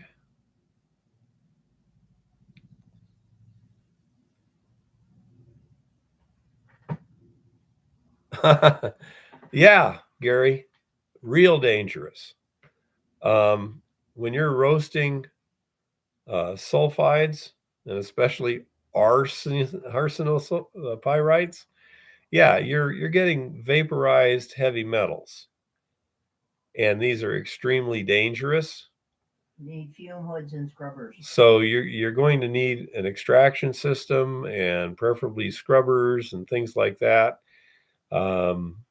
If you got small quantities, things you can do is put it over a heat source in the middle of nowhere, out in a field on a breezy day, that sort of thing. But yeah, those fumes are nasty things, and they will kill you. Another one is if you're recovering, say, alluvial gold from a stream, like I was at the Middle Fork of the Boise River a few years ago, and they had a big gold mine, and they were using amalgamation, and so the river itself had a lot of mercury coated gold in it. So if you're taking that and you're heating it, well, that mercury is going to turn into mercury vapor, which is lethal. And if you try to dissolve it, clean it up by using nitric acid, then you're creating mercury nitrate, which can be absorbed through the skin and is also lethal. So you have to be very, very careful about heavy metals. In Eva's case, she's running a kiln where she's deliberately putting lead into the charge and then, cupelling the lead and stuff. So you've got significant amounts of lead dust or lead vapor there. So she has to be very careful how she handles these things so that she doesn't get lead poisoning. And we have a very nice exhaust system. And Lauren's got a really nice fume extractor there and everything that works really well. Yeah, John, electrons don't like me either. But that's, as I say, you have to be extremely careful. And if you're, doing fire assaying, smelting, roasting, things like this, You really need to have very good fume control. Um, that is a necessity. Dust masks will do nothing for you. Particulate masks will do nothing for you. Yeah, Jeff is correct. You can also keep your sulfides wet, or actually damp is better, so that there's oxygen there too. And it will slowly degrade over time. You know, often in a case like that, you'd also add something else to accelerate it, like potentially, say, hydrogen peroxide or bleach or something to that effect, so that you get a much more vigorously oxidizing environment. I'm not sure what the best methods are. I've never had to solve that problem, so I've never become very knowledgeable in that problem. I become uh, a modest expert when I need to solve a problem that doesn't just happen simply.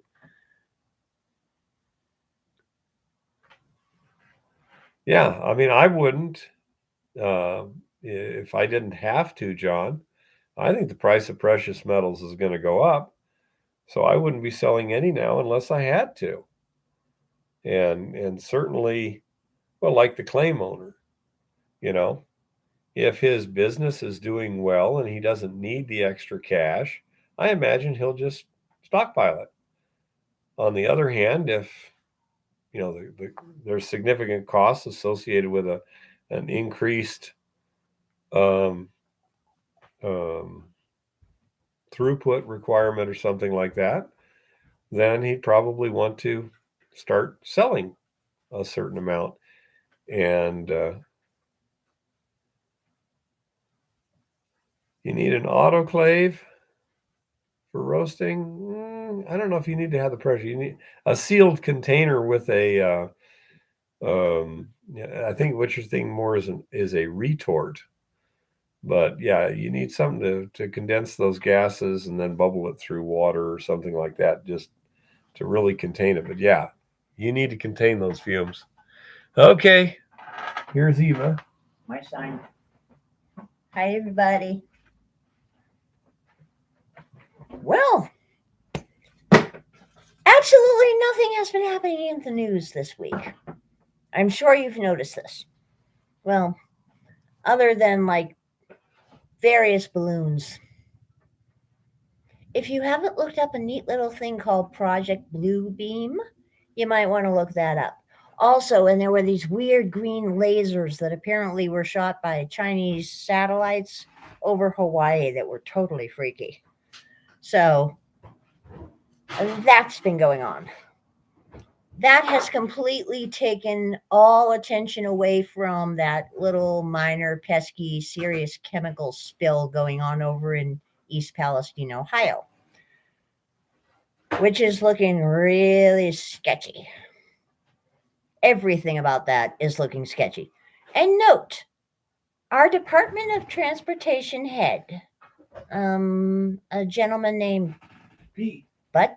Buttigieg, Butthead, something along those lines. Well, anyway, he gave a very nice speech today, and he said absolutely nothing about the disastrous rail situation in East Palestine, Ohio.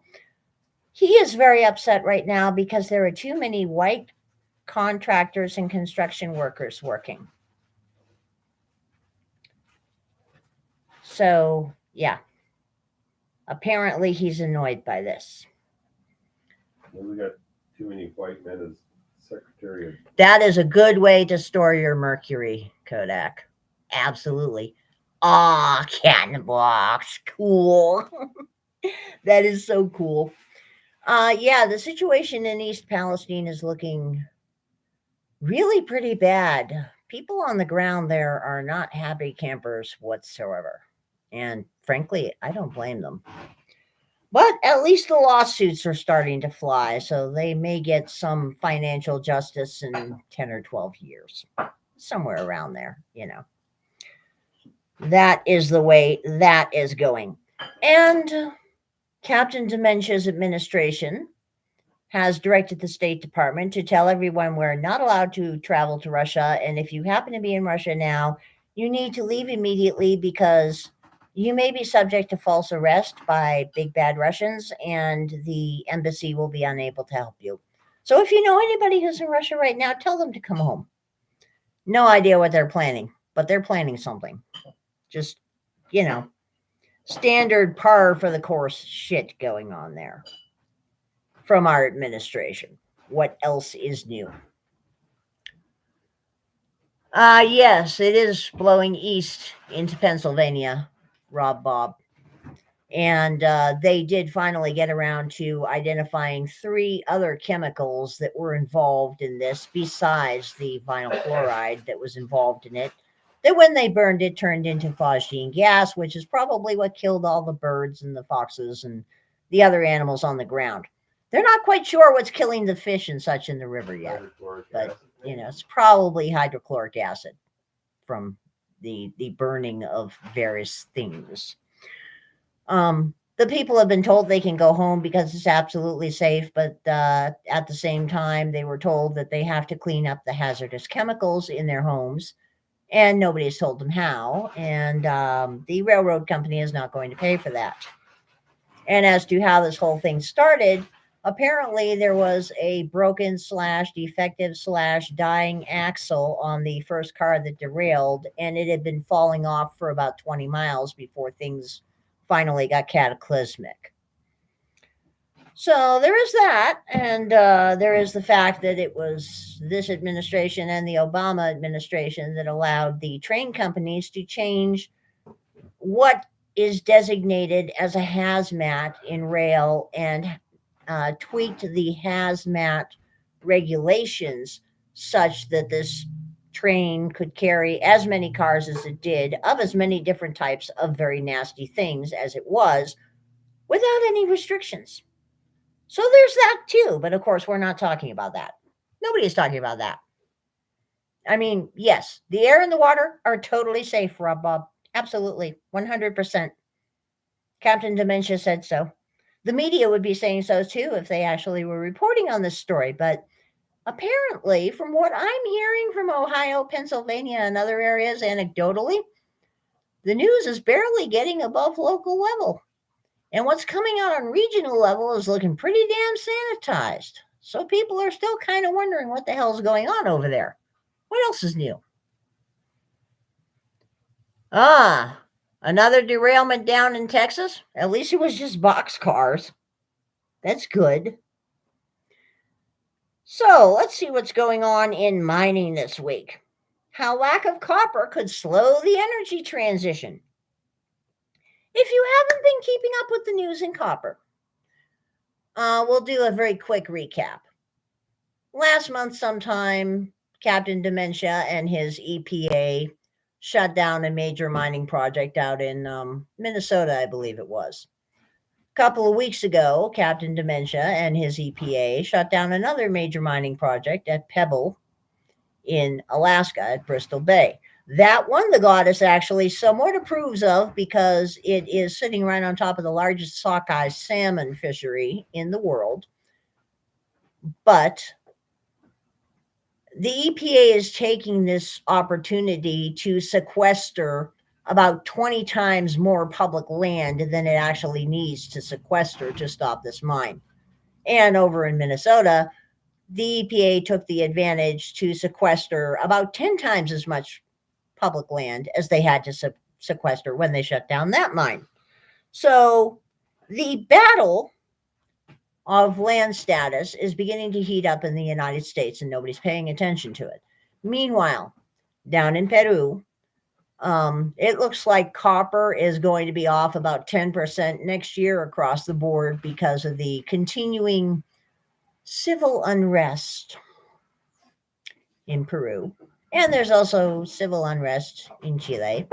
And there's also civil unrest in Brazil. And there's also the Panamanian government still messing around with Quantum, the Canadian copper mine company in Panama. And we have several copper projects in Africa that are also imperiled this coming year due to government corruption, supply chain problems, energy delivery problems, and chemical feedstock problems, which are reaching critical shortages across the entire mining industry. So there is that. Avoiding a climate catastrophe is often portrayed as a question of political willpower. Yet the shift to net zero carbon emissions is also a daunting technical challenge. I'm daunted.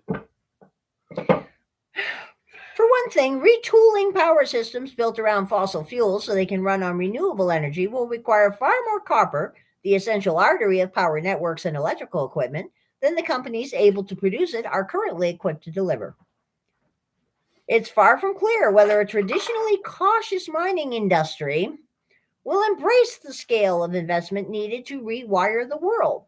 Failure could throw the energy transition off course. The goddess needs to interject here. If there were price discovery in metals in general, and if we did not have various governments and geopolitical situations and non-governmental organizations practicing regulatory jihad, I'm pretty sure the mining companies would be willing to rip every single bit of metal out of the ground that they could. I love the way they always throw the mining companies under the bus here. Okay, that's just par for the course at this point. Copper is an efficient electrical conductor that's relatively abundant, and there's no obvious substitute. You can find it in all kinds of products, from toasters to air conditioners and computer chips. There are about 65 pounds of copper in the average car and more than 400 pounds of copper in a typical home. Decarbonizing power networks, transportation, and industry will require far more than is currently available. Millions of feet of copper wiring are needed to build the denser, more complex grids that can handle electricity produced by decentralized renewable sources and balance out their intermittent supplies. Solar and wind farms require a lot more copper per unit of power produced than centralized coal and gas-fired power stations. Electric vehicles use more than twice as much copper as gasoline-powered cars, according to the Copper Alliance. As a result, annual demand is set to double to 50 million metric tons by 2035, according to an industry-funded study by S&P Global. That assumes enough of the red metal will become available, which is far from certain. Recycling more copper won't bring enough new supply into the system, so the only alternative is to dig more out of the ground. But growth in supply is forecast to peak as soon as 2024, as fewer new mining projects come online and existing sources dry up. Goldman Sachs Group Incorporated estimates that miners need to spend about $150 billion in the next decade to overcome an 8 million ton deficit. For context, the global deficit in 2021 was just 441,000 tons, equivalent to less than 2% of demand for the refined metal, according to the International Copper Study Group. Current worst-case projections from S&P Global show a shortfall by 2035 equivalent to about 20% of consumption. So why can't miners just boost production? These companies got badly burned in the past when the industry cycle turned and they found themselves boosting output just as demand was falling. Since then, they have prioritized strong balance sheets and become more wary of investing in new projects. The specter of global inflation makes heavy capital spending even less palatable as it pushes up operating and borrowing costs. What is more, rich copper deposits are getting harder and more expensive to find.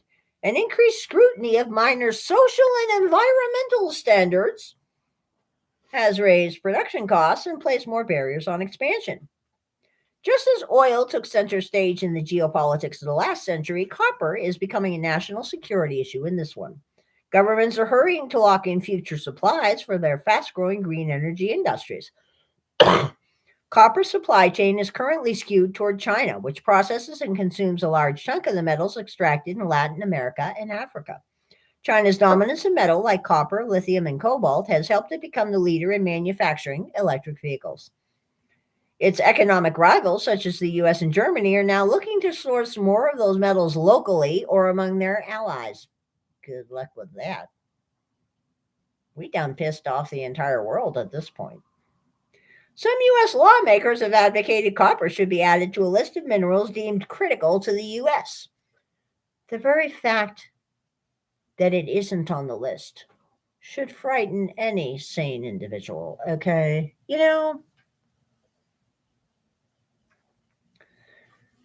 If supply shortages turn out to be as severe as some analysts predict, it would cause a surge in prices that risks damaging the economics of smart grids and renewables and slowing their adoption. This is a nuanced argument here because what they're not mentioning is the other side of this. The only reason that solar and wind have gotten as far as they have in this great green washed agenda, along with electric vehicles, is the ridiculous level of subsidies that they enjoy from the governments participating in this cash grabbing scheme. Okay? This is the only reason they've gotten this far. So, adding on to that, the actual costs of things would make it difficult, even with the ridiculous level of subsidies, to show a justification for using these over nuclear, which happens to be actually green. Okay? We all know this. Manufacturers of clean energy technologies could help themselves by finding ways to use less copper in their products. Higher prices would give miners at least some incentive to ramp up production. But it takes several years to develop a new mine, so even if a burst of new demand gave miners the confidence to embark on massive new investments, it would take about a decade to move the needle in output. National politics could put a brake on new supply as well. Countries with large reserves of metals are pushing for a bigger share of the profits from mining to address economic inequalities, which could discourage some investment. Bureaucratic hurdles can also get in the way. In Chile, the world's biggest copper producer, mining projects have been held back by regulatory uncertainties. In Panama, a major mine is embroiled in a tax dispute. Environmental damage is another risk for nations weighing new mining projects. Copper is extracted from ore using chemicals that can enter groundwater, contaminate farmland, kill wildlife, and pollute drinking water.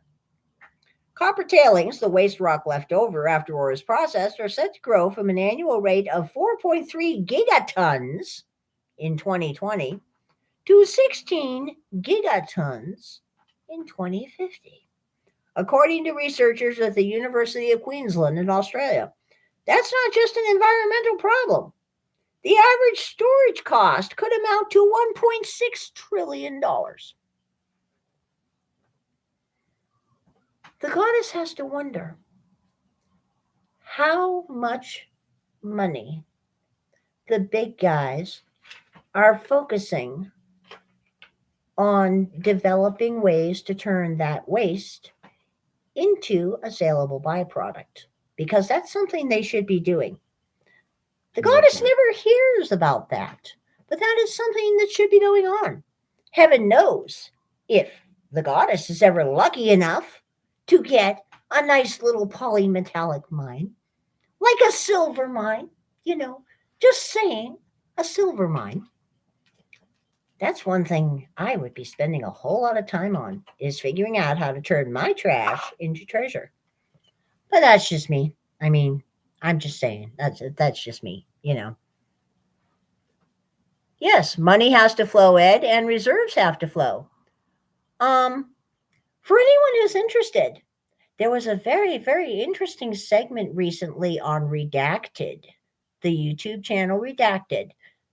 They put up a video a couple of days ago about economic crashes of all things that had some really amazing video footage in it from various federal meetings and some very, very interesting data points and conversation that are really worth watching. And Jordan Peterson recently did a podcast on the intrinsic value of money that is also very, very much worth watching. So just two things to keep in mind there. It was quite nice to finally see somebody covering the fact that the Federal Reserve has no reserves and that the FDIC has no money and that the banks are not required to keep money anymore. It was very nice to see that conversation happening. He really was. Too bad other people don't cover that kind of thing. Now, in other news, warning: choose carefully when selecting a bullion dealer. Regal Assets, a somewhat prominent gold and silver dealer in Southern California, is in serious trouble based on news released last week. Tyler Gallagher, the firm's high flying owner, has reportedly vanished, perhaps to avoid arrest and prosecution. Regal clients are now talking to the press about their inability to get delivery of the metal they bought and paid for. The Regal website has been taken offline. As reported in the Daily Beast article titled "The Great Gatsby of Gold Took Their Millions and Vanished," those contacted by the reporter all told a similar story of their interactions with Regal Assets. An enthusiastic sales pitch, a six-figure investment, months of delays and excuses, and finally, over the summer, radio silence. This is sounding a whole lot like Northwest Territorial Mint, if anybody hasn't looked that one up lately. Over the years, Regal Assets was one of many firms that heavily promoted so-called collectibles and proof coins rather than bullion. That was always a major red flag in and of itself. As we've reported many times here at Money Metals, firms that pressure investors to buy these high premium graded products only should be avoided. In this case, poor ethics has given way to business failure, if not outright theft. Like banking, investment, and crypto markets, the gold and silver markets attract a lot of money, and that attracts some bad actors and fraud. As with any investment, it is incumbent on buyers and sellers to pay attention and be careful who they do business with, and that's never been truer than today. The institutions people rely on to clean up the markets are unreliable. I'm shocked. Shocked, I tell you. Largely because government regulation doesn't tend to work in the first place.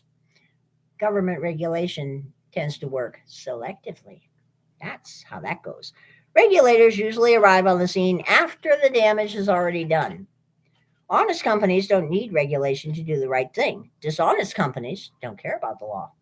At Regal Assets, Gallagher exploited people's faith in institutions like Forbes and Rolling Stone.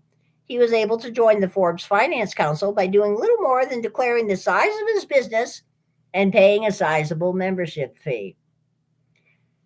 One of these days, the goddess will do a nice little breakdown on how all these magazines make most of their money by selling paid native advertising, and this is part of that, okay? Joining the council meant being able to advertise his firm as a member and publish articles under the Forbes imprimatur. It's easy to assume membership and some bylines at Forbes mean more than it actually does. It's not hard for unethical people to purchase a thin veneer of respectability. There are even private, for-profit online review websites that very aggressively market reputation management services to businesses. Oh, and by the way, the Better Business Bureau is a scam too, so, pay no attention to them. Regal Assets itself was a master at affiliate marketing, compensating sources of online marketers to spin up review sites that poo-pooed legitimate businesses and pointed readers instead to Regal Assets. In fact, Money Metals once had to take legal action against a Regal Assets affiliate illegally trading on their good name. Size and longevity offer limited assurance to investors as well. Mega banks like JP Morgan Chase and Wells Fargo have been around more than 100 years and have millions of clients. But these institutions have their own rap sheets for swindling people in various ways. Bullion investors have to judge a dealer for themselves. Reading customer reviews at the Better Business Bureau, which is a not-for-profit, is generally worth doing. The goddess totally disagrees with that. Do your due diligence on Better Business Bureau because they are indeed selling reputation over there.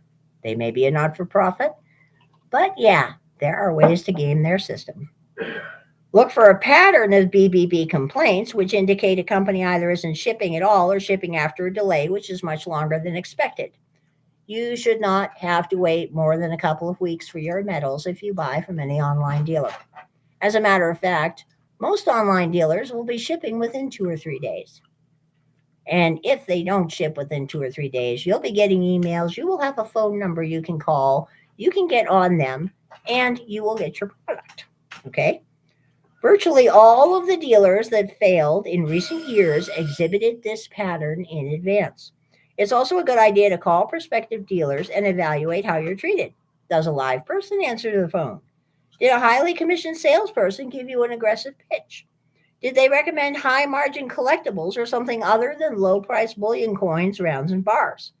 Are the answers to your questions straightforward and direct? These are the things to look for. Now, the goddess will say this: there is a place for collecting those nice, pretty slabbed American silver eagles. They're not in the goddess's stack because the U.S. Mint is extortionate and they have been repeatedly breaking the law, and the premiums they charge human beings for the products on their website are absolutely insulting. Okay. If the goddess is going to buy sovereign bullion coins, and I do now and then, it will be maple leaves or Perth mint or Britannias. The only time I buy an American silver eagle is if I see an older toned one at my LCS for a cheap price. Okay. Slabbed graded coins are a collectible item. They are very, very nice. And they do appreciate in value. I was looking at a guy's uncirculated Carson City Morgan silver dollar today online that he had bought a couple of years ago for $140.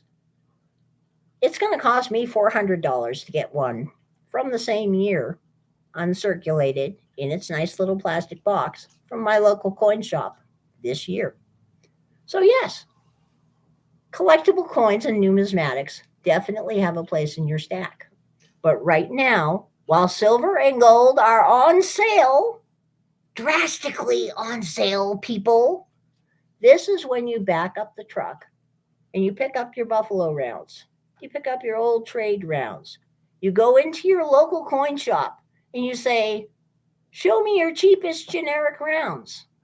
And you buy a pile of them. You buy the toned ones. You buy the old ones. You buy the ones in the generic junk bin that are a little bit dinged up, because silver is silver. And they all have a worth. Every single one of them. I picked up today, of all things, you're going to love this. I picked up some Northwest Territorial Mint rounds. They're going in my notorious collection with my Ohio Precious Metals bars. Okay. OPM is another notorious company. They're going in my notorious pile. I picked those little buggers up for $27 a piece. Right now on eBay, the same rounds are selling for $30, $32, $34, $35. I picked up today some assay office rounds made from silver from the San Francisco assay office from 1981. Picked them up for 27 bucks. I could turn around right now and sell them on eBay for 30 to 35 because they're 1981s. And people like 1981s. So even your generic rounds, even the old vintage stuff, is going to have a value above what you pay for it for somebody. When you're looking at a bullion company online, I strongly suggest you go out and you go to JM Bullion, you go to Silver Gold Bull, you go to Monument Metals is pretty good. You go to Money Metals, sign up for their emails. Most of these sites will have what they call a starter kit. You pay them a set price for that starter kit. You get these nice little things that add up to that amount of money. And if you buy that starter kit, you can get a free something else at spot. That's a good deal to take. Most of these companies, if you put their app on your phone and you're willing to have your purchases tracked by credit card, they'll send you push notifications. They'll have flash sales at random times during the day where they'll say, Buffalo rounds, $1.99 over spot, any amount. You jump on that sale because they sell out fast. The people I know that use credit cards for this use a credit card with a low interest rate. They use a credit card that gives them cash back on all purchases. They pay that balance off monthly, so they're not paying interest. and they really watch which sites charge fees for credit card use. All the sites tend to charge fees. Some of them charge more than others. But that's something they keep an eye on. And that card is for their metal buying only. That's all they do with that card. It's used to buy metal. So if they want to buy $500 in metal a month, they buy $500 in metal a month and then they pay off the card. That is how they handle it with this kind of thing, because that way they have a card for jumping on a sale. If they see a sale on gold, if they see a sale on silver.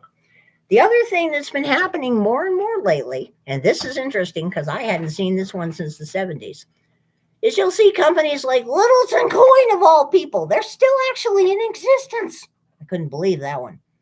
You'll see companies, National Coin is another one, I believe, that'll offer you an American Silver Eagle at spot if you just call this toll-free 800 number. Most of these companies are absolutely legit. You call the 800 number and you have to put up with a really high pressure sales tactic because they're trying to get you to sign up for their monthly subscription, where you receive a different round in the mail every month or a different coin in the mail and you can cancel anytime. If you keep telling them no, sooner or later they will let you just take their deal where you get this gold, American Gold Eagle, or this American Silver Eagle at spot or at $5 over spot. And in return, you will find your mailbox stuffed with junk mail for 2 or 3 months. Or you may get a couple more phone calls. Most of these companies have actually been delivering. So that is just something, if you see one of those and you want to try it, just be prepared to say, no, no, no, no, no. All I want is that special offer, then you people go away. Because they do work. And yes, jewelry at thrift shops and yard sales is good. Sterling silver, silver plate. I was talking to somebody today that strips the silver off silver plate by dumping it in a pile of salt, dumping it in a vat of salt water and electrolyzing it. And it precipitates the silver off as silver chloride. There's more plate on most things than you think there is. And if you can get it at a cheap price, it's worth it. For some people, it's just a nice little extra hobby.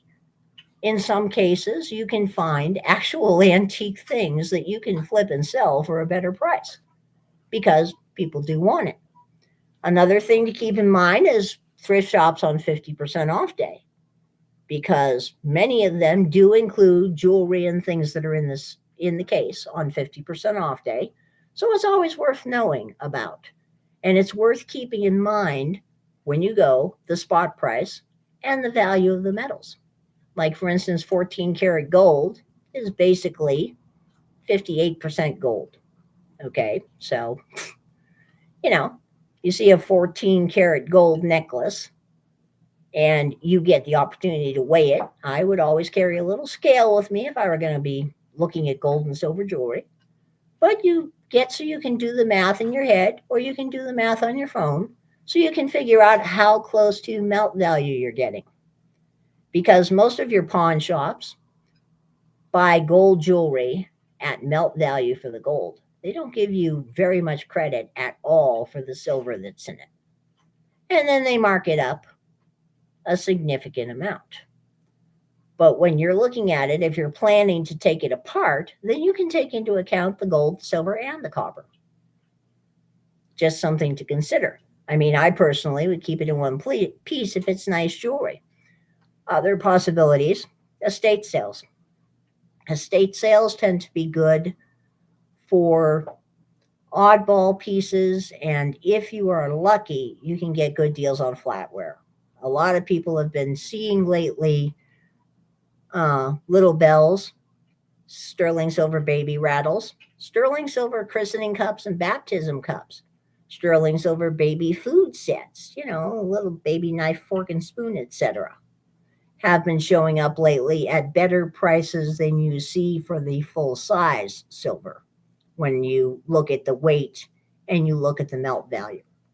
Don't know why, but in those types of products, you will see fashion trends like that. There will be times when you can get plate that is actually worth something as an antique because it's an unusual piece or it's a high quality brand, it's Tiffany plate or whatever, that you can get for next to nothing because people say, oh, it's plate. Nobody wants it. Well, yeah, antique dealers do.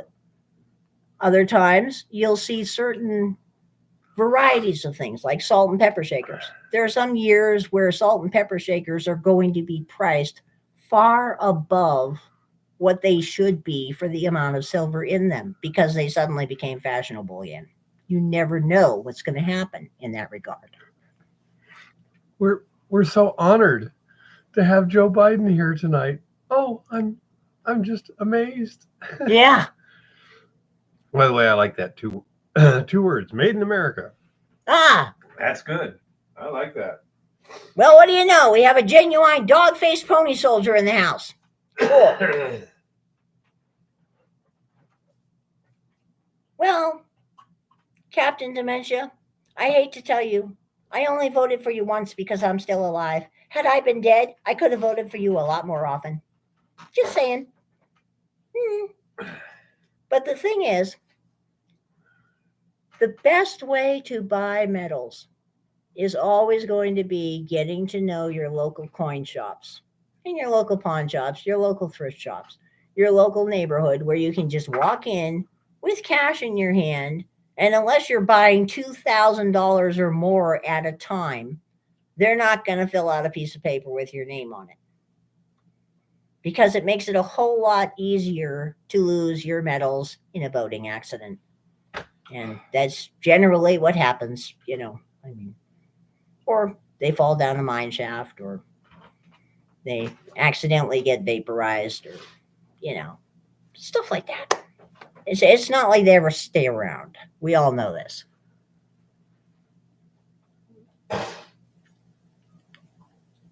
Well, let me put it this way, Ed. You're not even supposed to keep cash in bank safe deposit boxes. It's against the law.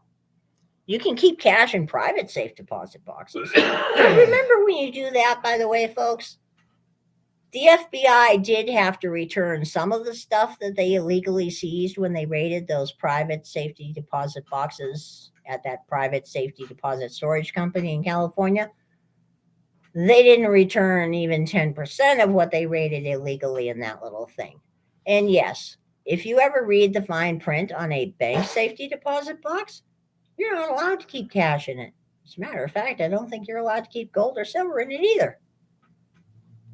I have no idea what you're actually supposed to keep in them since the list of things that it's illegal to put in them is very, very long. And it's distinguished. And it's incomprehensible because it covers just about everything you would want to keep in a safety deposit box. So, that's just it. I mean, they can confiscate everything in there. Yes, if you don't hold it, you don't own it. That's the thing. That is always the thing, people. Definitely go watch that redacted special on the bank crash, the up and coming bank crash, and definitely look up that Jordan Peterson piece on Real Money. Meanwhile, the goddess will point out again that we are apparently living in a semi-sockless dystopian hellscape. So if you actually do appreciate wearing real socks, see, real socks, nice over the calf boot socks that last, when you find them, stock up because they're disappearing. Yes, bank bids. Oh, wow. Put a turd in a box on a spring. When they open it, that's what they get. I'd love it. And that's true. Black socks never get dirty. That's why I like them. Okay? But that is the thing. This is the perfect time to buy precious metals. It really is. Other than the fact that,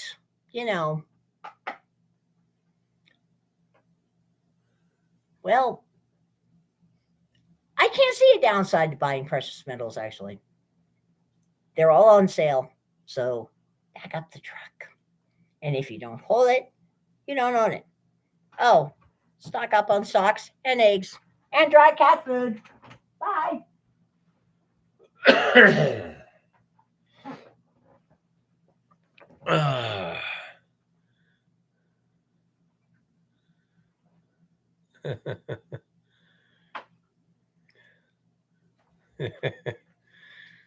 What about silver? Yeah, she prefers silver, Joe. You don't mind if I call you Joe, do you, Mr. President? I feel like, you're not any better than I am. So what the hell? Oh, looks like somebody else has sent you some socks. Really? Apparently so. Socks are arriving? Don't see it yet, Lauren. Oh, there it is. It just updated there. Let's see. There we go.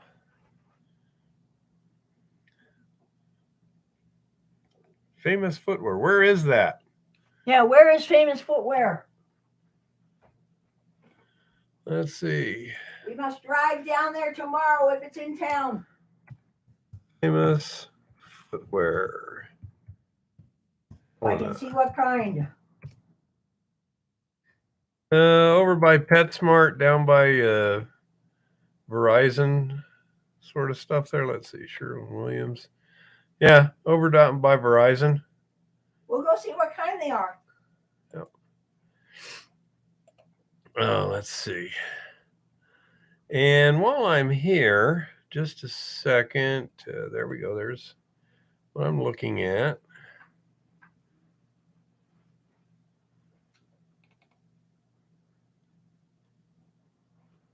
Let's see. Make sure I got this. There's that. Let me hit this. There we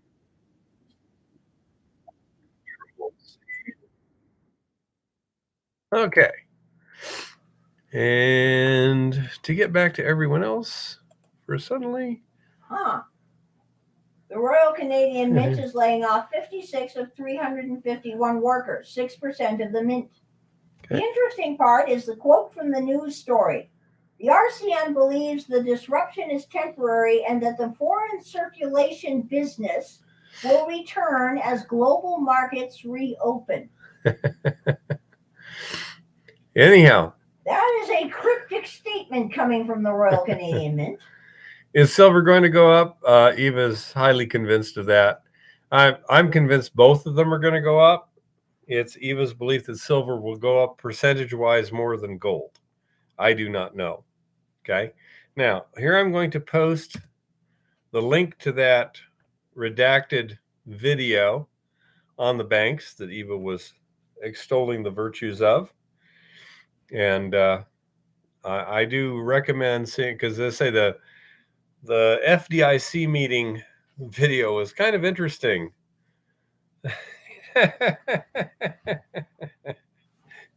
Joe, it's a great joke you got there.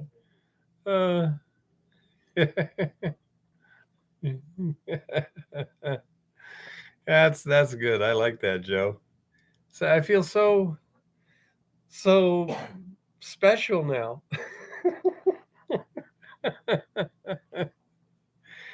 Oh my goodness. We get so many people on these live streams. It's so special. I'm looking up the name of that particular Jordan Peterson episode. Okay. So anyhow,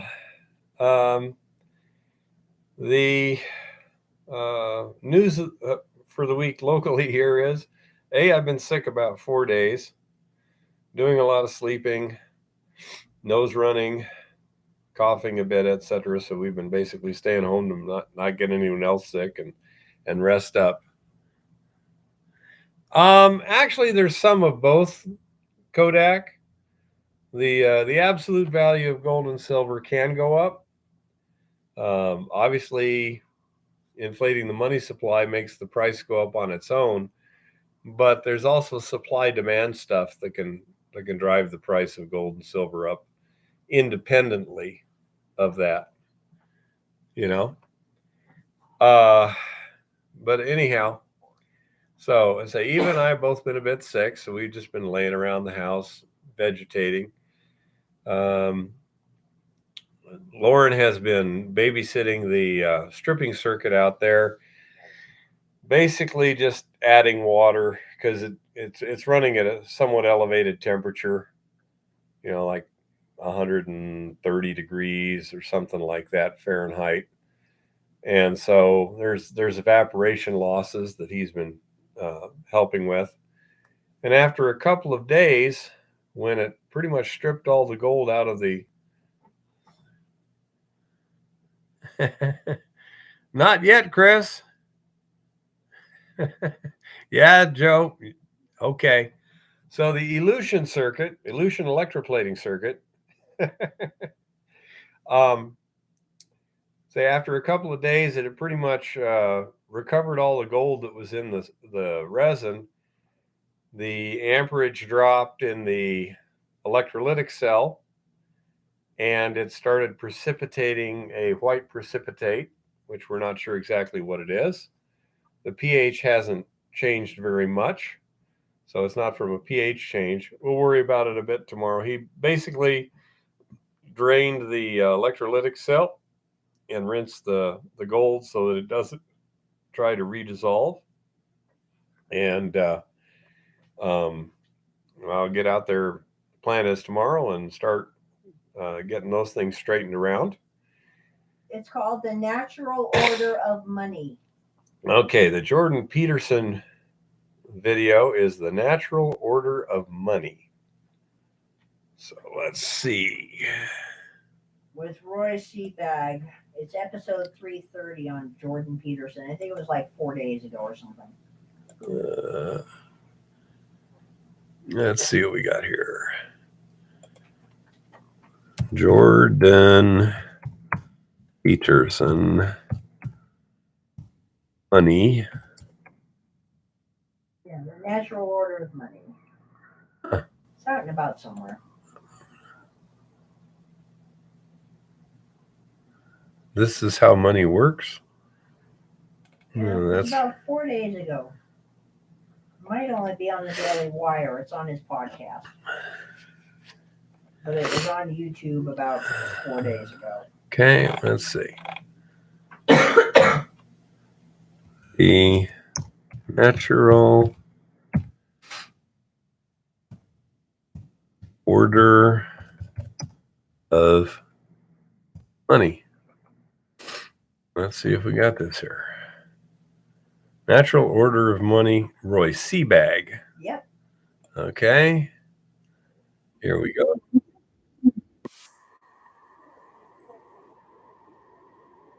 Skip ads. Okay. Control C.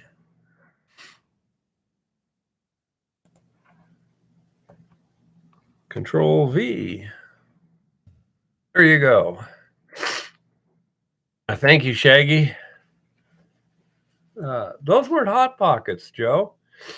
No, I went. I kind of remind you of your son, huh? No, those were quesadillas I just made. Yeah. Ooh, what's your best video on all things resin, Eco Gold X, and strippers? I do not have a video on that.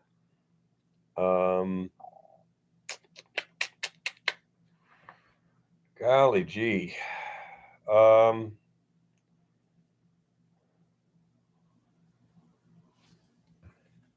Because there's so many facets to all this. The first thing you have to do if you're considering leaching is you have to do some tests to see how well the prospective leach solution works with your particular ore. And the easiest way to do that is a bottle roll test. You take some crushed ore of a known grade, you mix it with solution, and you put it on essentially like a rock tumbler. So that gives it a very good agitation over time. And then yeah, Chris, I think that'd be a good idea. It may be more like what do they call that? Where you have a series of videos, 1, 2, 3, 4, like that. But anyhow, yeah, I don't know how well that would work in a single video because there's so much stuff. But I say first you have to test your ore against the proposed strip leaching solution. They don't all work on all ores. Piece of cake. You just got to try it. Playlist. There you go, Paul. Once you've determined what leaching solutions will get the gold out of the rock and what grind size you need to efficiently recover the gold from the rock, then you need to determine what resins will absorb the gold, or whether carbon or whatever will absorb the gold out of the solution effectively. That's where you take solution, a little bit of resin, put it in a bottle roll, see what happens. Okay, and check. In our case, we tested at least 6 different resins. I'm pretty sure there was more than that. Okay, so now that you've found how to dissolve the gold out of the rock, how to get it in the resin, then you have to figure out how to get it out of the resin or carbon. So now you have to test things like ashing and furnacing, stripping and electrowinning, things like that. Yes, Joe, stripping again. Okay, elution electrowinning. Sorry, hopefully Hunter's not listening. Okay, so and all of these stages, you have to look at the efficiencies, the costs, et cetera, et cetera. So say, there's just so many different stages to this, to where you get to a complete recovery circuit where it's like, what ore grade do we have? How much do we crush it? How much solution do we put in there? How much chemicals do we put in the solution? And then, how do we separate the solution from the crushed ore? And how do we get the gold out of the solution? Then how do we get the gold out of the adsorption medium? Once you figured all this out, then it becomes kind of plug and play, unless something happens and your ore changes in a substantial manner that then invalidates one of the steps. But as a general rule, if it'll work, once you figure out exactly what recipe in each step, then it becomes pretty much just, routine. This is what we do. And I've just got to that point with the elution electrowinning circuit. And so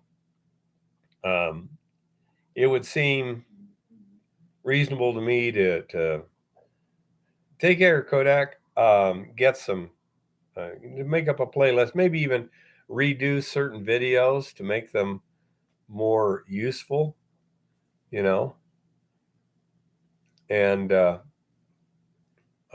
that's what I plan to do. It's like this last video where I did on the splitters and stuff. I mean, I combined 3 principles. One, the nugget effect, channel sampling for crushing. Didn't mention it too much, but I did mention you got to pulverize, you got to turn it into a lot of little particles, and then representative splitting and homogenization and stuff. So I put all that in one video.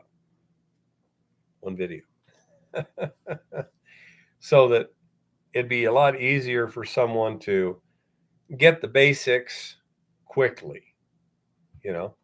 Take care, John. So that's I agree that it would be a good idea. And what the heck is with this damn? What the hell was that? Wow. Let's see if I can make it do that again. Look at that. What? Eyebrow. What is with your eyebrow? Nothing. Good grief. So anyhow, Weirdo. yep.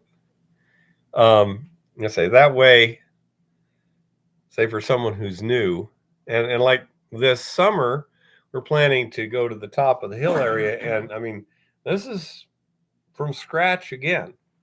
We're going up to an area, we don't know exactly what we're going to find, and do some kind of exploration and sampling, trying to find something, and then from there, assuming that we find sufficient that we can try and exploit it fairly quickly, as opposed to something a lot more substantial. We know there's a mine 500 feet down.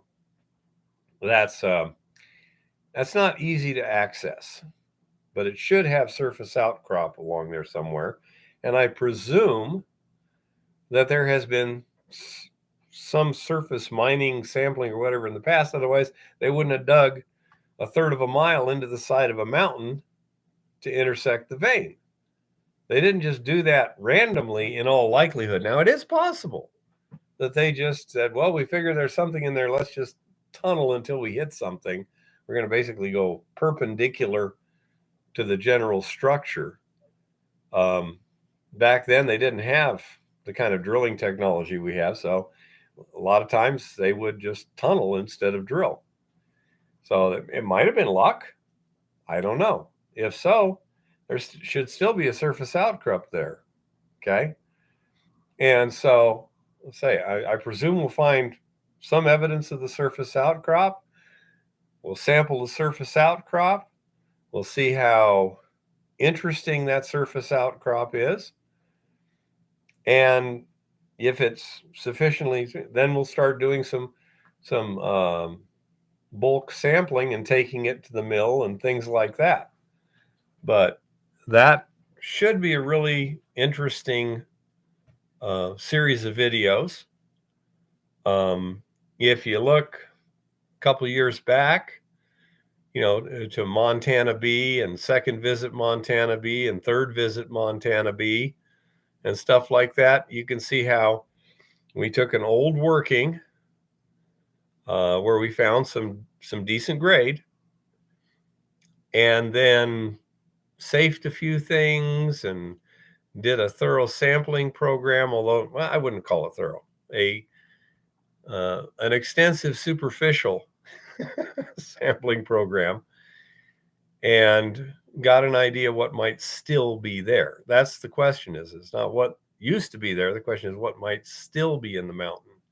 Just judging by the workings, yeah, there was some interesting stuff there. They moved a lot out of the mountain, but at the edge of most of the workings, it was all pinched off. So it didn't have continuity. It didn't have extension that we could determine. Now, you might be able to dig 2 feet into the rock and all of a sudden it opens up again. There's no way to tell without actually doing something into that rock, either drilling or tunneling. That's just what you have to do. You can also go to the surface and try and follow the surface outcrop of the structure. But when I did the sampling of that surface structure from the shaft, from the decline, I didn't get squat. And I mean, I went 30 feet, something like that. Number of samples, didn't get squat. But, you go 15 feet down, now you're in some good stuff. The natural leaching had moved all that gold away from the surface, apparently. So, you just have to do different things, and we'll see. I mean, if there's good grade close to surface, on the patented claims, we should be able to trench it pretty simply. You know, permitting shouldn't be terribly difficult, and getting a mini excavator up there and digging up a couple dump truck loads of ore shouldn't be very hard. But that all depends on what we find. I wouldn't bet on anything right now, but so that should be a pretty interesting project. We're also going to be doing a little more in Montana B, I presume, since it's at a much lower elevation. We should be able to get into that for a couple of weeks before we can get up to top of the hill, and then we'll get some more material and get the mill running again and getting all that stuff working well, and before we head up to top of the hill. So we shall see what we shall see. Another big question is Eva's back. I mean, we don't know what her back is going to be, how strong it's going to be, what she'll be able to do safely. So that's just a big question mark. I mean, hopefully she'll be in good enough shape that she can, move, 25-pound buckets of ore. Because, I mean, even if it's only 20-pound buckets of ore, if she can move it, then that's good exercise, and she can dump it in there and send the empties back up to me or whatever, things like that, consolidate. But we'll have to see what happens. We really don't know. So it's quite, up in the air exactly what's going to happen this summer. But I can guarantee you this, we're going to have an interesting summer, because if Montana B doesn't work, we'll spend a fair amount of top of the hill, and the rest of the time we're going to be looking other places. Might be talking to Jeff Kablock or Kevin or whatever and seeing what we can do.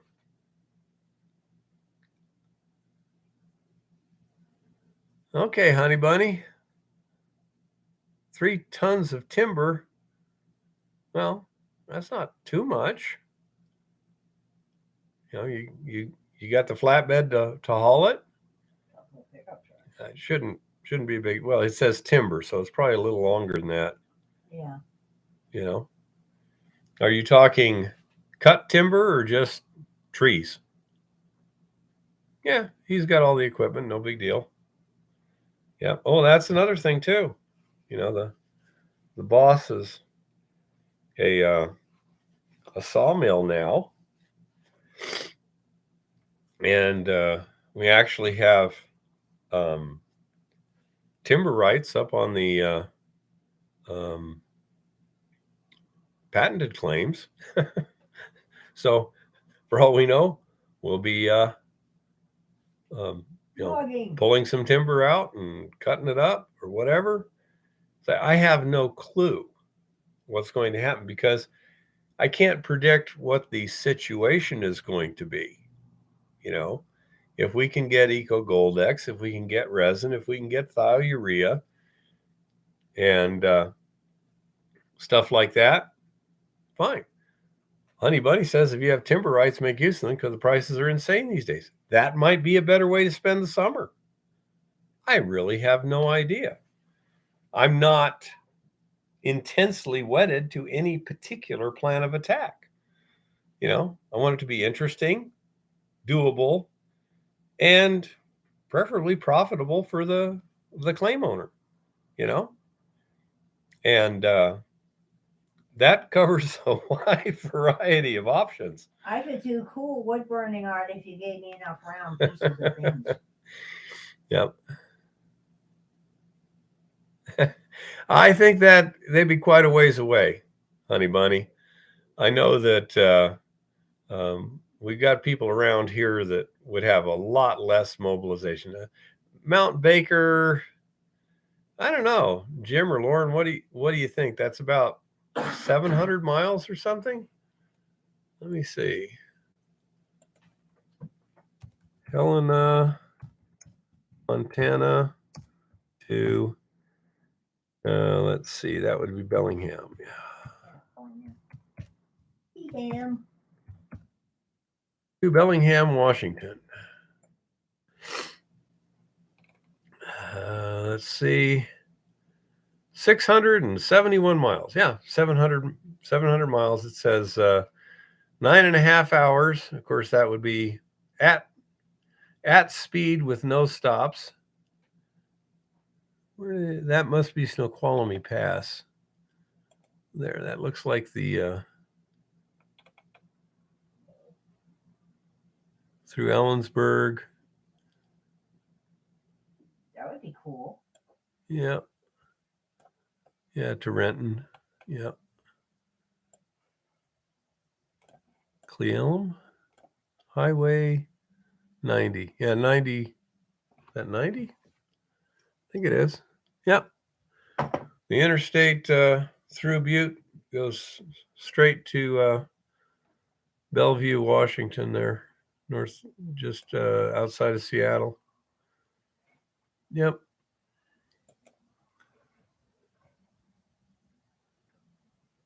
It does when you got a truck that needs some work.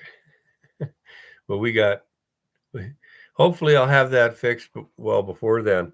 Because if we're going to go all the way there, we got a couple of things to do. Certainly, I say for the discussion was, Jason from Mount Baker. That would be way too long for him to come do a job. We got plenty of people here that can do it. We can probably do it ourselves. I have a feeling that, Lauren has a trailer that would haul some trees, and well, that's better than me, Joe. I've only been to 40. What is it? 45 of the states, and say I think Lauren has a big trailer that'd be fine for hauling the trees. He's got a mini excavator that could stack them. I don't see any reason we couldn't do it ourselves. Just cut them and limb them and get them ready, and then bring the equipment up, stack them on the trailer, and haul them off. I have no idea what the most efficient way is.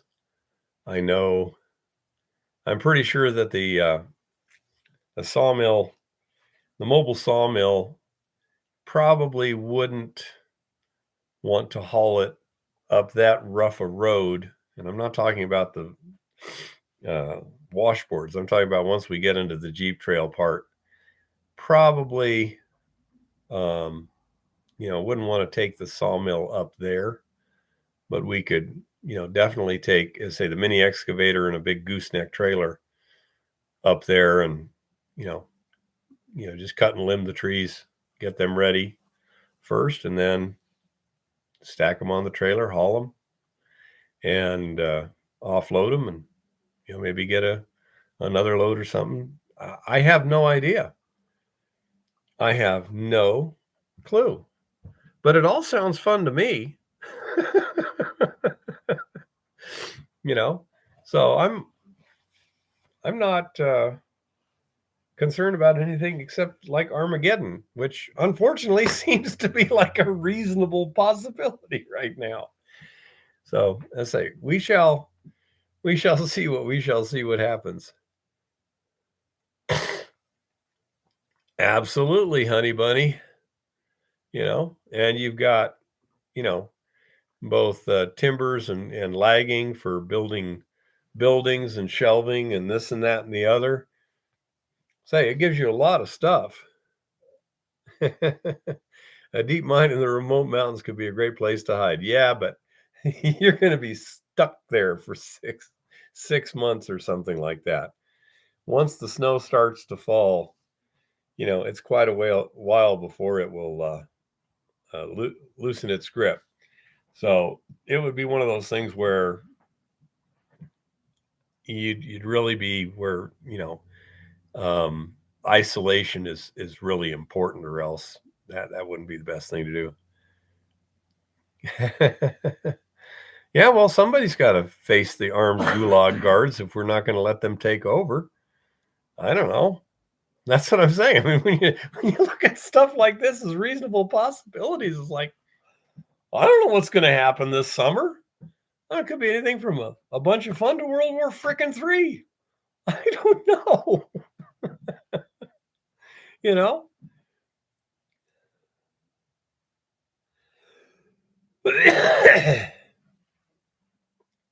Yeah, that's my thought, Miner Jim. Plus the other thing is if you were up there over winter in the current conditions, you have no idea what you would be coming back out into come springtime. I have no idea, you might be coming out into, Nazi Germany, or you might be coming out into something else.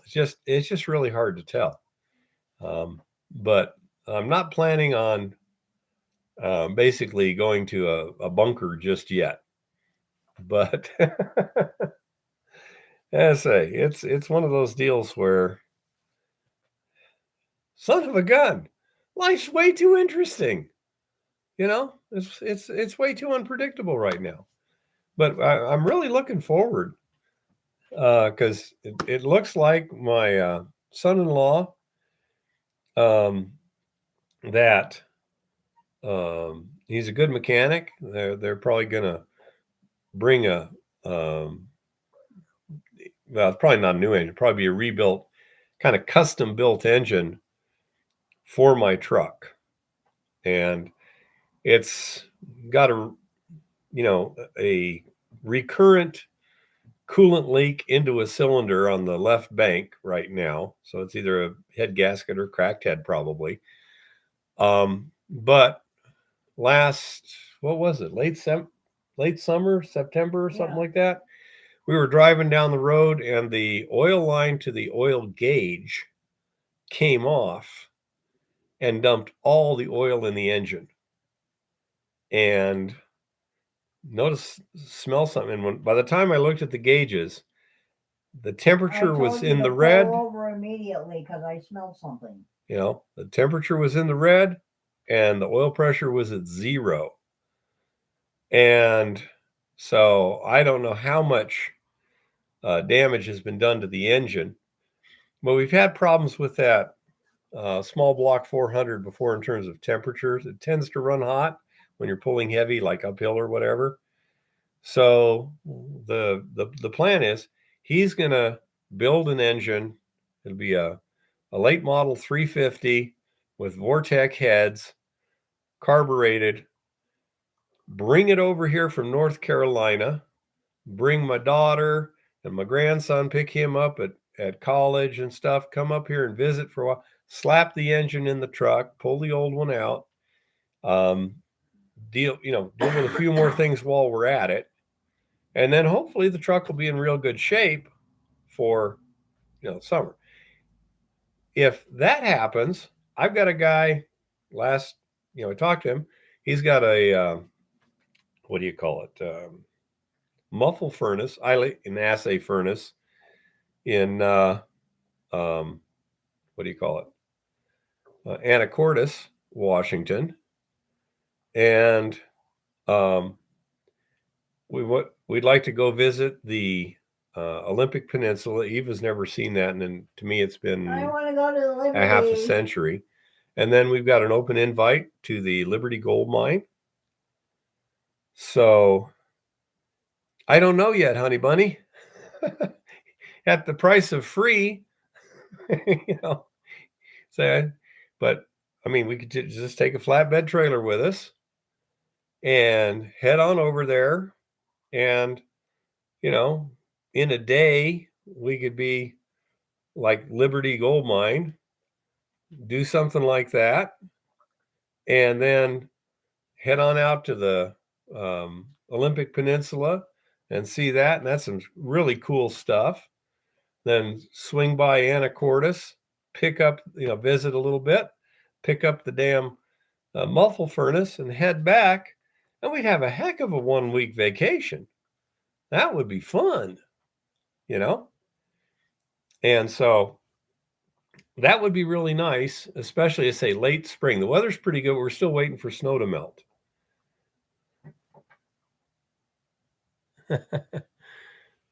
Cool, honey bunny. So that's, our idea. And we'll see what happens. Again, like everything else right now, it's like, we'll see what happens. You know? Oh yeah, yeah. I say it. If they can just postpone the whole Armageddon thing, you know, we might have a real blast this summer. It also depends on how Eva's back does. You know, if the physical therapy works well, we're not exactly sure how well the bone is healing, but it appears that her primary problem is muscle spasms in terms of discomfort. And so that might respond well to proper physical therapy, maybe a TENS unit, stuff like that. So if that's, I mean, because the soft tissue damage, nerve damage, things like that doesn't appear to be real bad. We shall see. I mean, she's got a compression fracture of the L1 vertebra, but she's also got a compression fracture of the T12 that's already healed. We didn't know about.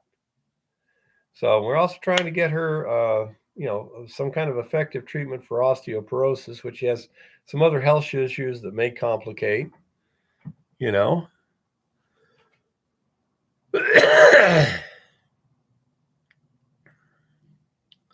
Take care, David. And so, as I say, it could be a real fun summer. And it could be a real pain in the ass summer. It could be a catastrophic summer. I have no idea. You know, no sense worrying too much about it. You know, we'll find out when we get there, so to speak. But yeah, you know, we should have a very interesting time. Yeah, that's no good, random. I had a stroke, but there was very little permanent damage, so to speak. I got some weird symptoms and went to the hospital. So when the real stroke hit me, I was already in the examining room in the ER. So they were able to get the TPA in me in like 10 minutes. Okay, outlier. Do we inquart with silver prior to cupellation? In many cases, we do. If yes, why? Does it do things that litharge won't? It will make the litharge more efficient, but that's not the primary reason. The reason we use the silver is because and this is, we're not using, have you fired assay to any rock samples yet, little one? Yes. Okay.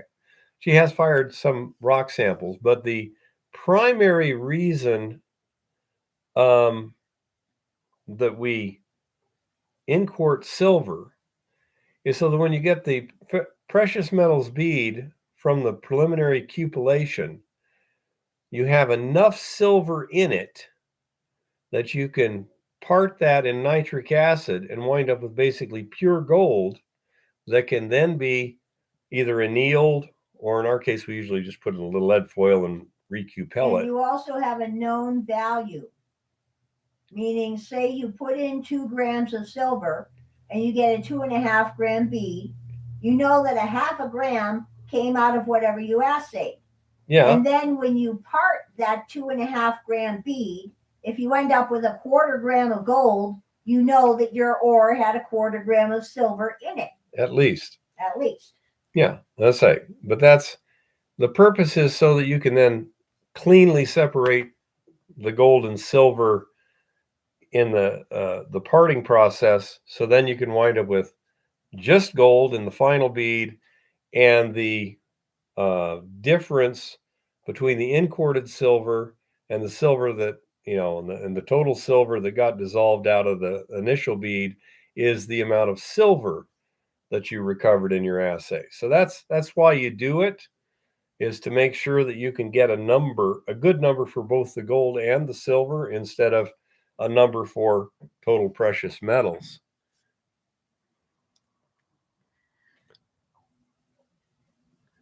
Could you tell us how to make a crucible of clay or cement? I cannot. I think you would need to use fire clay. We are using cupels made out of Portland cement. Yeah. But not a crucible. A crucible is usually fired porcelain. It's usually fired clay or porcelain. Yeah, it's say crucibles usually fire clay, porcelain, aluminum oxide for real expensive ones, or carbon, things like that. And so the crucibles itself, we can buy them reasonably inexpensively, and unless you're doing precision assaying like for rock, there's no reason you can't reuse the crucibles. We're using a lot of them for fire assaying resin, and the resin's running in 1 to 4% gold percent. So a little of that is just one of those things that is not that, if you get a few milligrams of off, not a big deal. When you got a milligram of gold in a half assay ton sample, well, that's only a 2 ounce to the ton error. So that would be very serious. Cement, slaked lime, or even finely burned wood ash pressed and formed can be used. It's entirely possible. I haven't. Now, when we want to, okay, Joe, but kind of that's like when your son can only get one hooker or a hooker for half the night, right? But anyhow, what we are experimenting with right now is taking a crucible, filling it with Portland cement, pressing it well with a somewhat circular dimple in the top, and then putting the lead button in there to cupel, because that is a lot cheaper than the bone ash cupels. And we're experimenting to see what's the best way to do it, and especially how small beads can you effectively recover that way. But it's going to be a whole lot cheaper, and I'm not sure exactly how much of the Portland cement can be recycled also, When it because comes to crucibles, if you're using proper fluxes and proper firing methods, smelting methods, you should not be using up crucibles very fast. I've had my set for over a year. yeah, she's using that same case of crucibles we got like over a year ago. It's the cupels Yeah. that are a disposable item. Yeah, cupels are a consumable. So we're trying to make that a lot cheaper. But yeah, she's done an amazing job in terms of getting those crucibles to last. Once you got the right flux formula, so it's not eroding the crucibles, I mean, you can reach down in there and it's been used 20 times and you can just feel a little bit of wear on it. Well over 20 times. Yeah.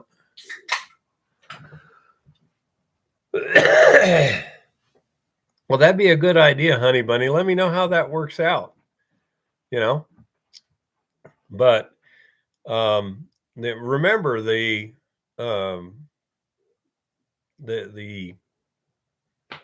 residue in the crucible, be it slaked lime, be it bone ash, be it Portland cement, has lead in it, a lot of lead in it.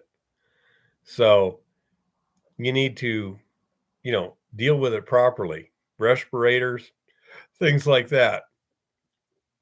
But I say that's one of the things that we need to figure out is how much can you reuse that Portland cement? Can you just like take it out of the crucible and then screen it, and anything that goes through the 20 mesh screen or whatever, that's fine enough to use again? Or is it just going to start sticking really bad? Don't know yet. We got to do some testing there. But that is one way we can really cut costs. And again, in a situation where you're having trouble getting supplies, it's another method of cupeling, where if you can't get cupels or bone ash, you should be able to get Portland cement. I mean, there's a Portland cement plant over here near Townsend that's what, 30, 35 miles away. I mean, where they actually manufacture the Portland cement. They mine the limestone and have the kilns and the whole 9 yards. So, say if you can't get Portland cement, things have pretty well collapsed. But that's what we're experimenting with now. Yeah, and you can recover metallic lead from the crucible debris by reducing it with charcoal. No,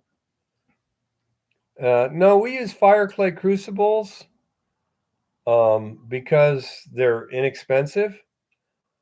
Graphite crucibles, first of all, you would want to be using them primarily in a neutral gas environment. Don't know, honey bunny. But if you have an oxidizing environment, like we have an electric kiln, and when we're cupelling, we need an oxidizing environment in order to, oxidize the liquid lead in the cupel. So even if, usually we've got the door cracked when it's, cupelling, but even if it's not, that's an oxidizing environment, and that will erode a carbon crucible. On the other hand, if you're using a gas furnace and running it just a teensy bit rich, then you shouldn't have nearly as much erosion. Well, it also comes down from to oxidation. The right size. I mean, the size smelts that we do, the size we do, we need a larger crucible. Yeah. So. And so that's it. We're learning a lot of things. We're also we can recover the nitric acid from the parting process if we have sulfuric acid, or theoretically we can do it through pure electrolysis. We can sit there and hook up an electrolytic cell and plate the silver nitrate into pure silver and nitric acid again. But we found a methodology. You take your silver nitrate, which is what you get from dissolving your parting silver in nitric acid, and then you add sulfuric acid, and the sulfuric acid turns it into nitric acid and copper. No, sorry. First you get the silver, you precipitate it with copper. Okay. So you've got all your acids been pretty well consumed. So you got silver nitrate solution. You put copper in it, it precipitates the silver. Okay. Take the silver out. Now you've got copper nitrate solution. You add sulfuric acid to that. You now have nitric acid and copper sulfate. You distill your nitric acid. Then you electroplate the copper out of the copper sulfate, and you get your sulfuric acid back. And your copper back that you can use again. Yeah. And so we got a lot of, methodologies that can be used, but whether or not that makes sense depends on the price of stuff. Now, just recently, I needed to get more sulfuric acid. I went to the local chemical supply, and 93% sulfuric acid, I presume reagent grade, was like $75 a gallon, plus transportation, hazmat fees, blah, blah, about $150 a gallon. Or I could go to CarQuest and get 5 gallons of battery acid for $33. Guess what I did? So I say these sort of things, you want to have parallel ways of doing everything when you're living in a situation where you just don't have absolute confidence in your supply chains. You want to have multiple ways of accomplishing the same things. you know, especially when so many things tend to come from out of the country. For example, are there any ion exchange resins made in America anymore? I have no idea. The sulfuric acid drain cleaner is currently $11 a quart over at Lowe's. And that's like 98% or whatever. So that would make at 33%, you're looking at 3 quarts. Yeah, 3 quarts for $11. 11 less than a gallon. divided by 3 times 4. So that would be $14.66 a gallon roughly for battery acid strength. Whereas with the 5-gallon jug, it's 33 divided by 5 is a whole 6.6, less than half the cost. And I don't have to deal with concentrated sulfuric acid. That requires a little more care, And so, let's say, so the government fees double the price of reagent grade sulfuric acid, both the transportation and the hazmat fees. Between those two, it just about doubles it. Correct, Jeff. Now, if you buy it by the barrel, it's probably not nearly as much of a percentage markup, but I mean, a lot of times where we need a barrel.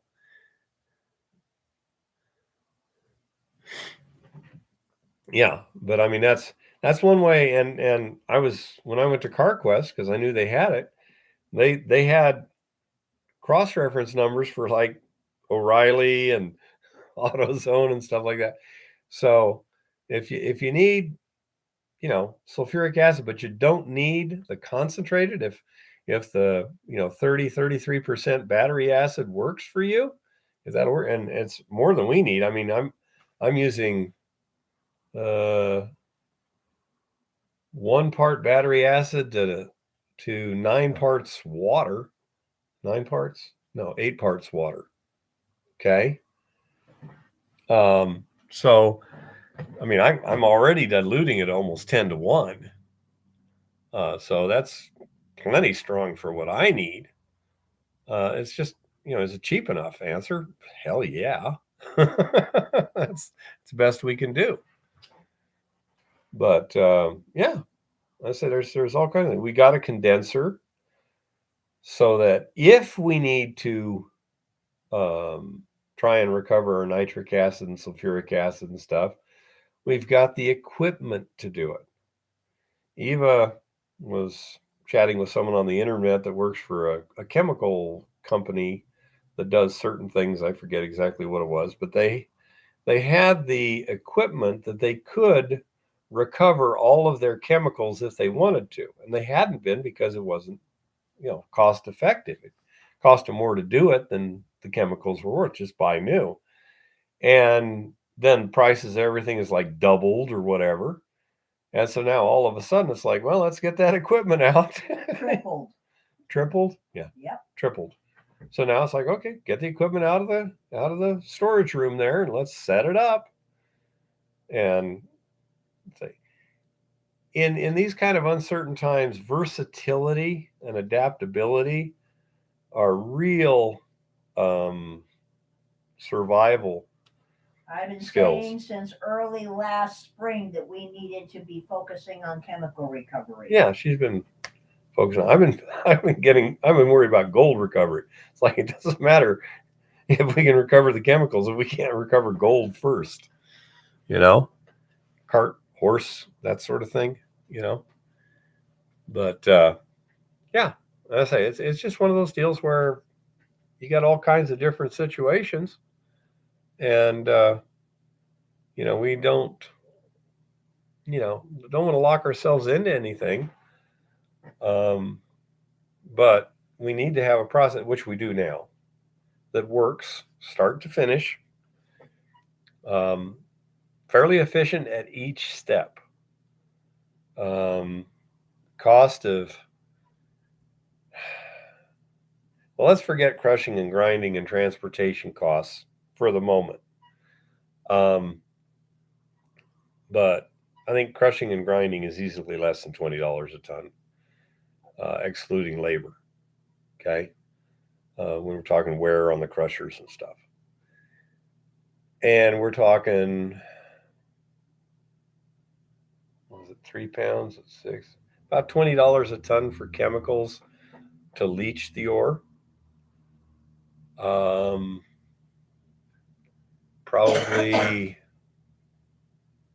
$10 or $20 a ton gasoline for the generators to leach the ore and pump solutions and things like that.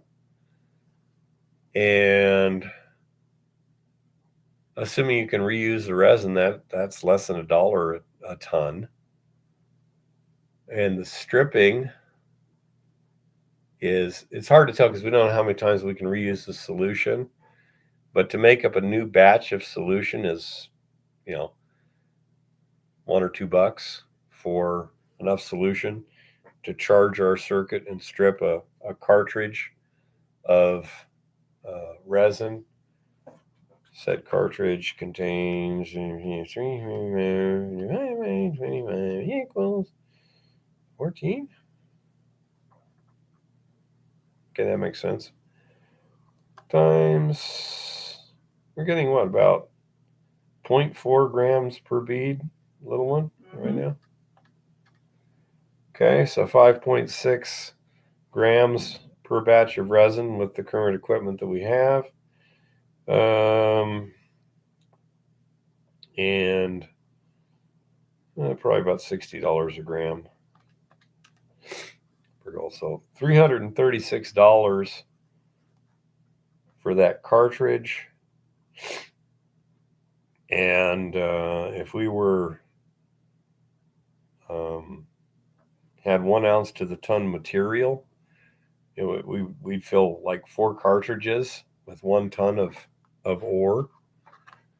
So, $336. I'm gonna call it $350.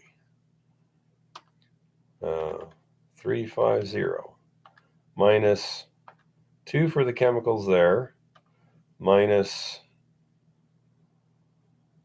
20 for that, times minus 20 for that. So we're looking,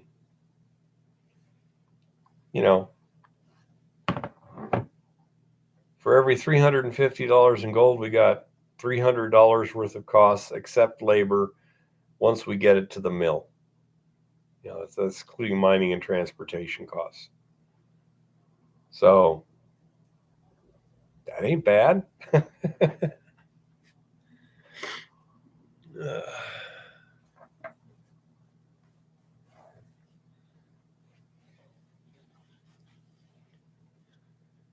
And I think the price of gold is going to go up as things get worse. So hopefully it'll tend to compensate for the cost of things like fuel, etc. And everything that we're doing should scale up pretty easily, in terms of agitation tank. Well, the methodology I got, you could always just put more tanks in there. Each one of those tanks can theoretically run a ton of ore.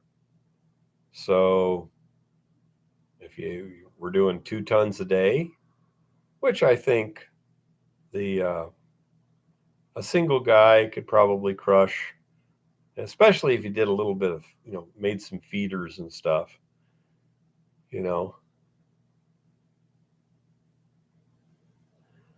What do you make your kiln protective catch plates out of? You mean the stuff on the bottom of the kiln?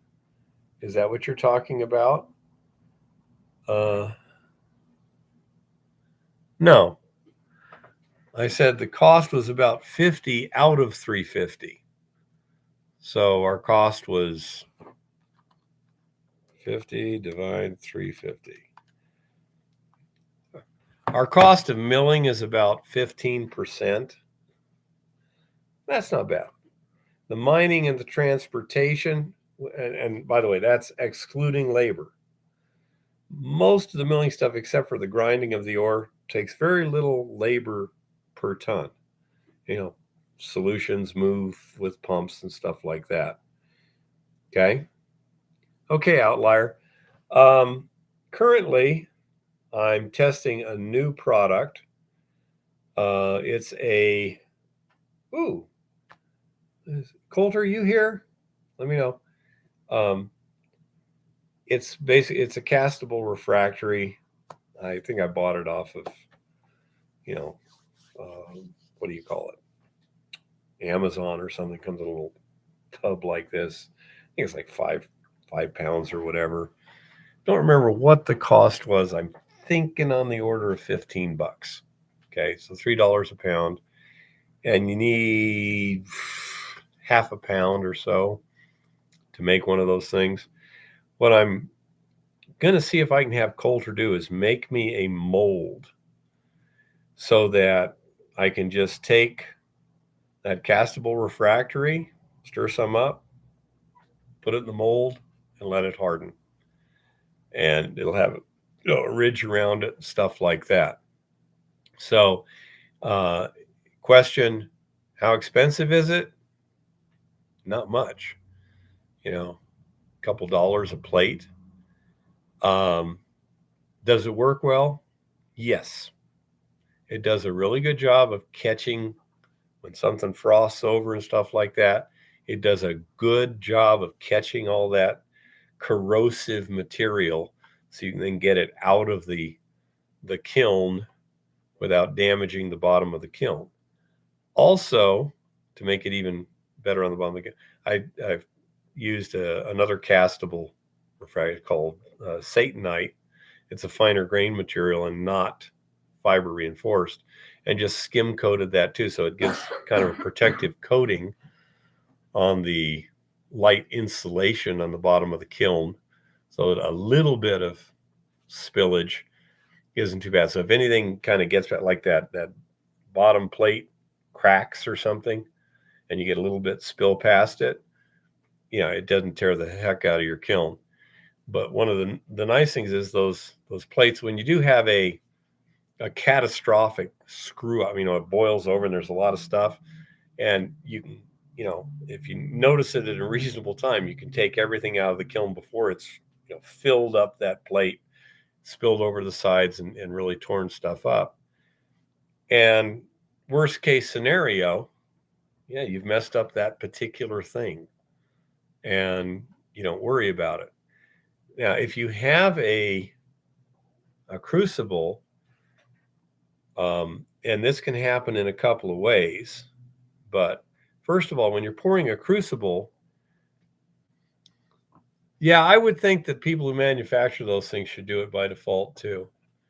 Let's suppose here's your crucible, okay? Now here's the normal way people do it. Pour it,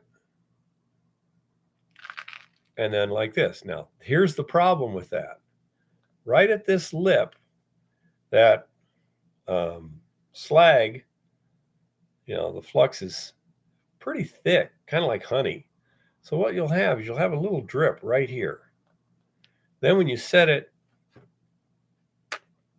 in your kiln the next time, this bit right here will take its time, thin out, get hot, run down the side, and get to the bottom of the crucible.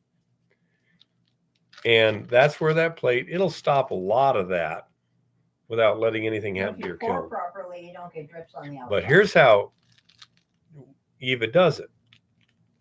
You take it and you pour it like this. And once it's done, you see you got this drop hanging here.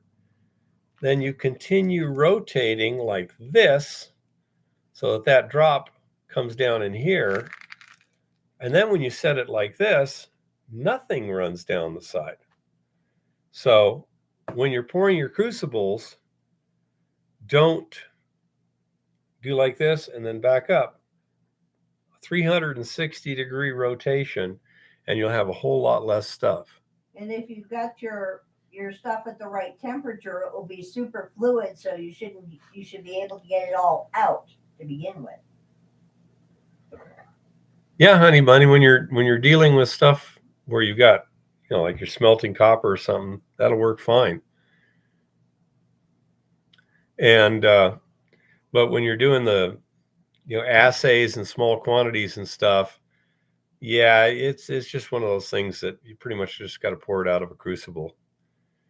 So I say it's one of those deals that a few little things make it. That our kiln looks horrible inside right now because we messed it up several times, several times, and so it's been heavily rebuilt inside, and it works fine now. Looks ugly as sin, and it before you could just barely get 2 crucibles in there. Now you can't, and so a dozen at a time. Wow. I want one. Well, it's awful hard when you can only heat one at a time. Yeah. Well, one of these days I'll have a real furnace. Mm-hmm. Maybe by summer.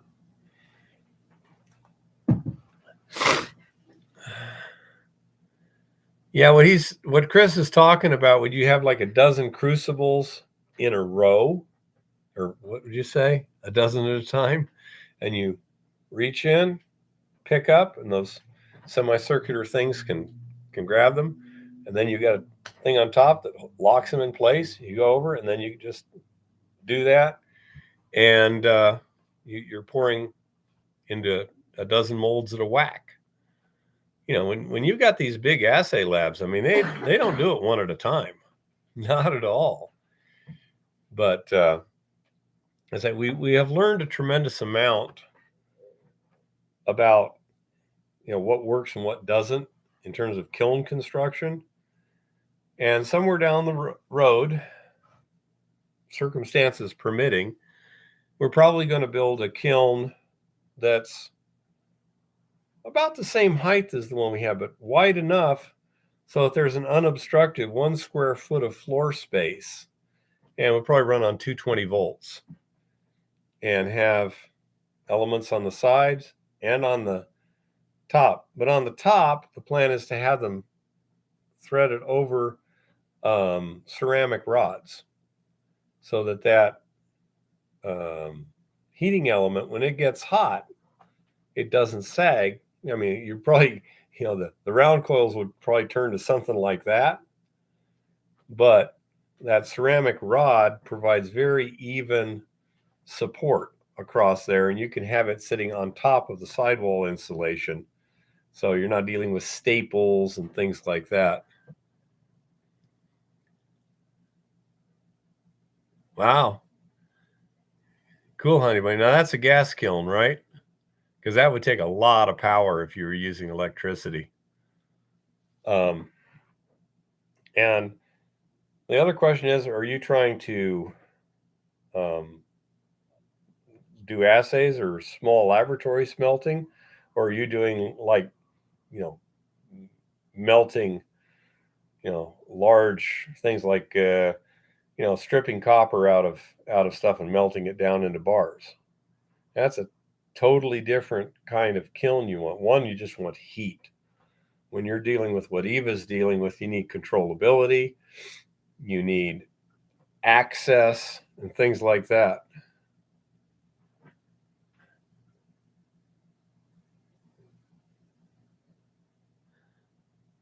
I'm not sure about the Inconel grates to hold the crucibles, but yeah, okay, 220, huh?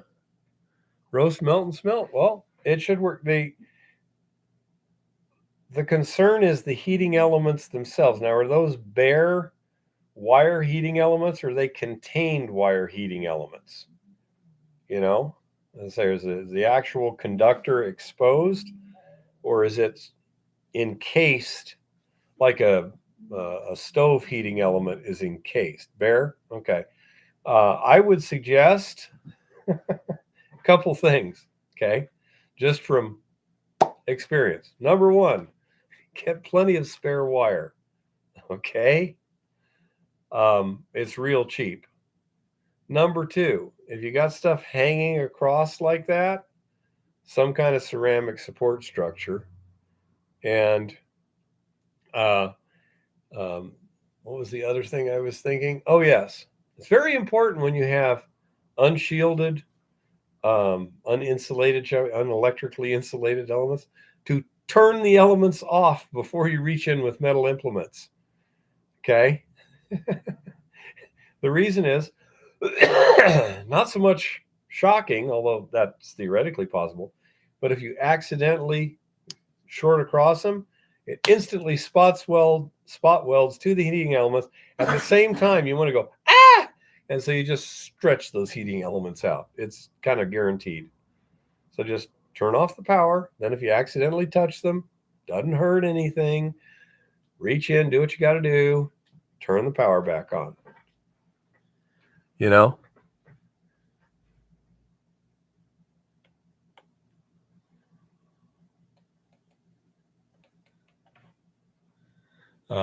Yeah, so Eva's gotten very good at that. Eva's very meticulous in how she does things, and she can modify habits better than I tend to become a creature of habit, and that's where I screw things up. You know, if I learn something wrong, it's hard for me to unlearn it. She's a lot better than me that way.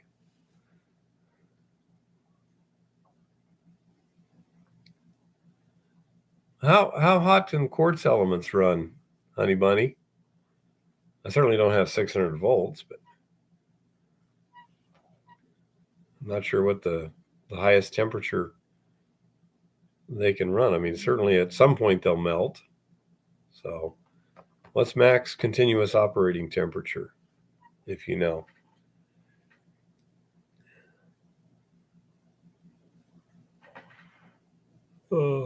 I don't know if I would build a transformer. I might buy one.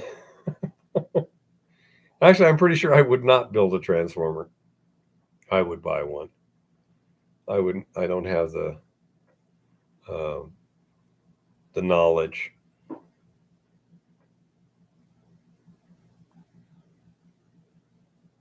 Yeah, I was wondering, Chris, because I was thinking, fused silica is not that high. I didn't think. Sweet honey bunny. Uh,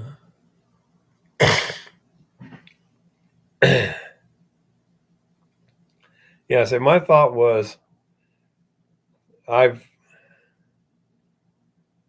even. I mean, I found that I don't have a problem building elements now.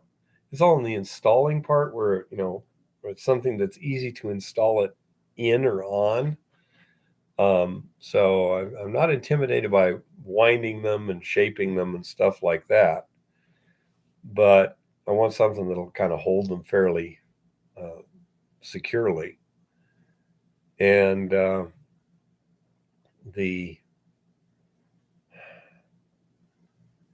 the cost of a pre-wound element versus one you do yourself is like 10 times as much or more. It's just insane. So that's nice, but yeah, there's a few things. I need to find some place where I can get ceramic rods, like 1/4 inch ceramic rods, a foot long or thereabouts. That's one thing I haven't found a good source for. I mean, I know they're available because you can like go down to Sportsman's Warehouse and buy ceramic rods for sharpening knives that are basically exactly what I'm looking for, assuming they can handle the temperature. You know, that's exactly what I'd want. Just hang them on the ceiling with a coil hanging from it. Wow, that's tough. The the overhead coils are useful because they radiate energy directly on top of the charge in the crucible, so it can heat from the top down and from the sides in, and that makes it work a little better. But I mean, you could even have the elements were once, you know, switchable basically. If you wanted to like cupel and only have the heat from the sides or something. Yeah, that's what I'm saying. You want to find me some pottery supports and send me the link, Chris. But yeah, it'd be nice to build Eva, a cubic foot kiln. That would be nice. What are the quartz heating elements? Jeff, I'm sure what he was talking about is a quartz tube with a high temperature heating element wire inside it. And so the wire is protected both from oxidation from the atmosphere. It's in an inert atmosphere, and electrically, you can't touch it and short it out or anything like that. So they're safer and they are theoretically more durable. Quartz melting 1200 C for a long time. Okay. So what's 1200 C? C to F conversion. 1200. 2192. Okay. That would be enough. That would be enough. I could even Yeah. handle Cooper nickel with that, I believe. Yeah, that would be enough. I wonder how much they cost. The Earth. I'm sure it's Firstborn son. I'm sure it's a lot more than the other ones, but on the other hand, might be useful. I also wonder how many watts per linear inch they can put out, because when you've got nichrome wire that's spiraled, it has a lot of surface area, so to speak. So when it's glowing, bright yellow, it's radiating heat, so much per square inch of heating element space. But if you have a quartz heating element this big around and just like a foot long, it has a lot less surface area. And that would be like a bright yellow heat, the 2195 or whatever, really bright yellow. And thank you, Chris. Oh my God. Porcelain rod, 6 inches. They have 12-inch?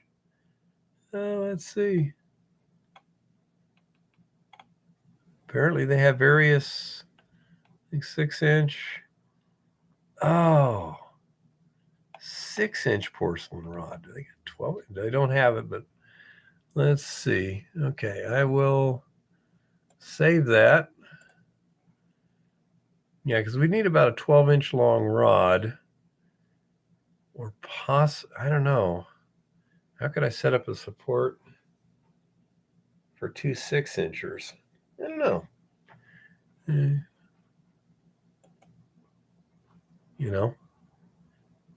But see, so there's another possible problem, is that the quartz heating element may have a limited watt per linear inch that a half-inch diameter coiled wire might be able to deliver more watts per linear inch of element.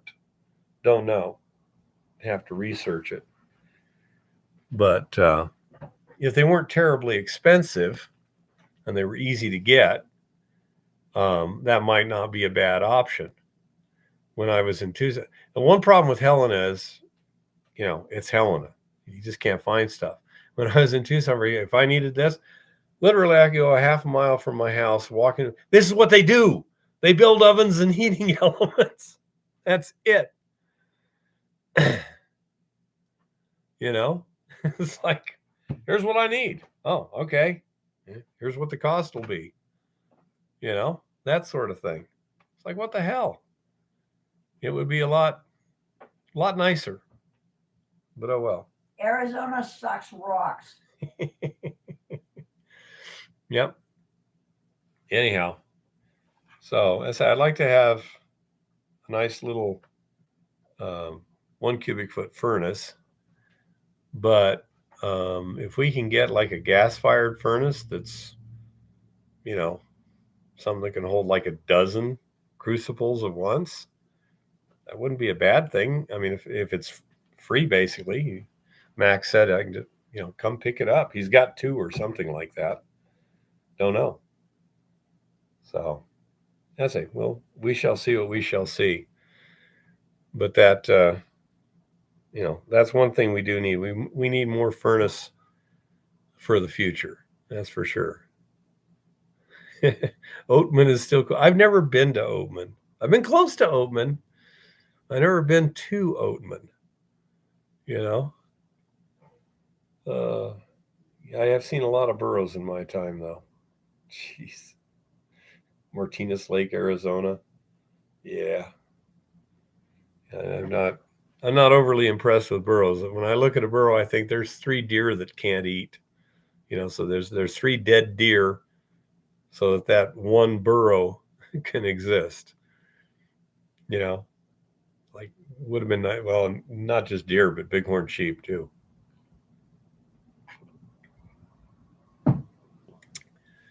Oh, anyhow, 9.5 inch of barbecue depot. Okay, it's getting better. Somewhere around here, there's a ceramics art uh, studio or something, and I need to try and track them down. That would probably be a good place to find out about. They should know where. High temperature ceramic kiln bottom pieces made. Well, see, I've tried like ceramic tile; they crack heat wise. They just can't handle it. That castable ceramic seems to work fine because it's fiber reinforced. And I could, I was going to try and ask Coulter if he could make me a mold for that. And that would be kind of cool. But I mean, I could make what I could do, and this is an idea, little one. Let me write it down. What I could do is take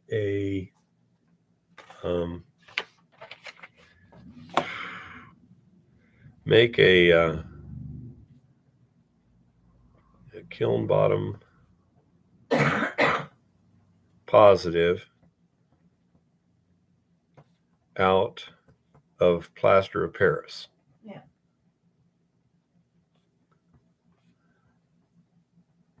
Then I could take that positive and cover it with silicone and let that harden.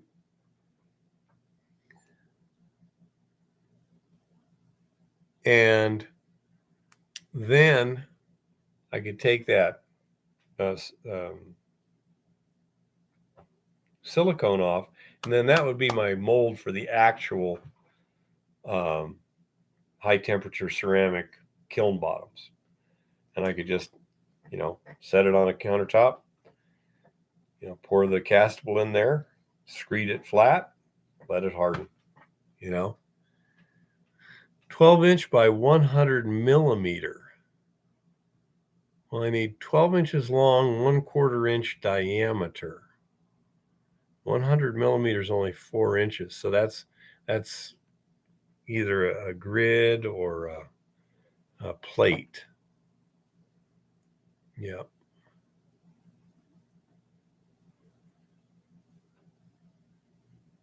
So, but I mean, that's the sort of thing where, depending upon the kiln you've got, I mean, we've got a tabletop kiln, and it is not designed for the abuse that we subject it to. Which actually has made me damn fond of it now. I'm not going to beat it to death with a sledgehammer when I get a real furnace. But anyhow, say it's we've beaten it up and It's like a Timex. rebuilt it, and keeps on beaten it up and rebuilt it, beaten it up, and as I say, it's we've learned an enormous amount. We just need to make a stainless steel box with the so it would be really nice if we can get a good high temperature ceramic foam board or whatever, like 1 inch thick.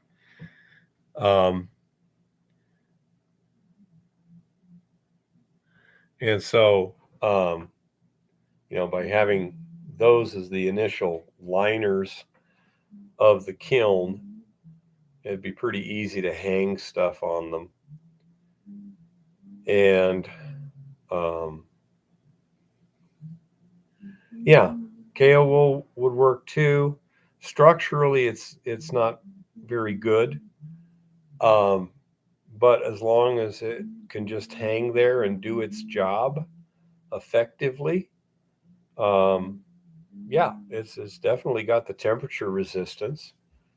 And if KO wool itself is, and they make similar products that have higher temperatures, the problem is it's like fiberglass. You can't really hang stuff on it very easily.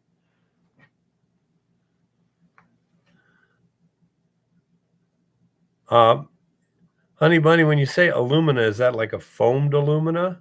I mean, is aluminum insulation or alumina plate, so to speak? And if so, if you can send me a link, I would appreciate it. Is it safe when sealed? I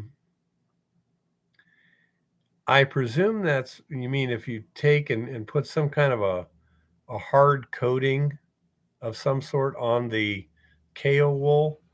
As far as I know, yes.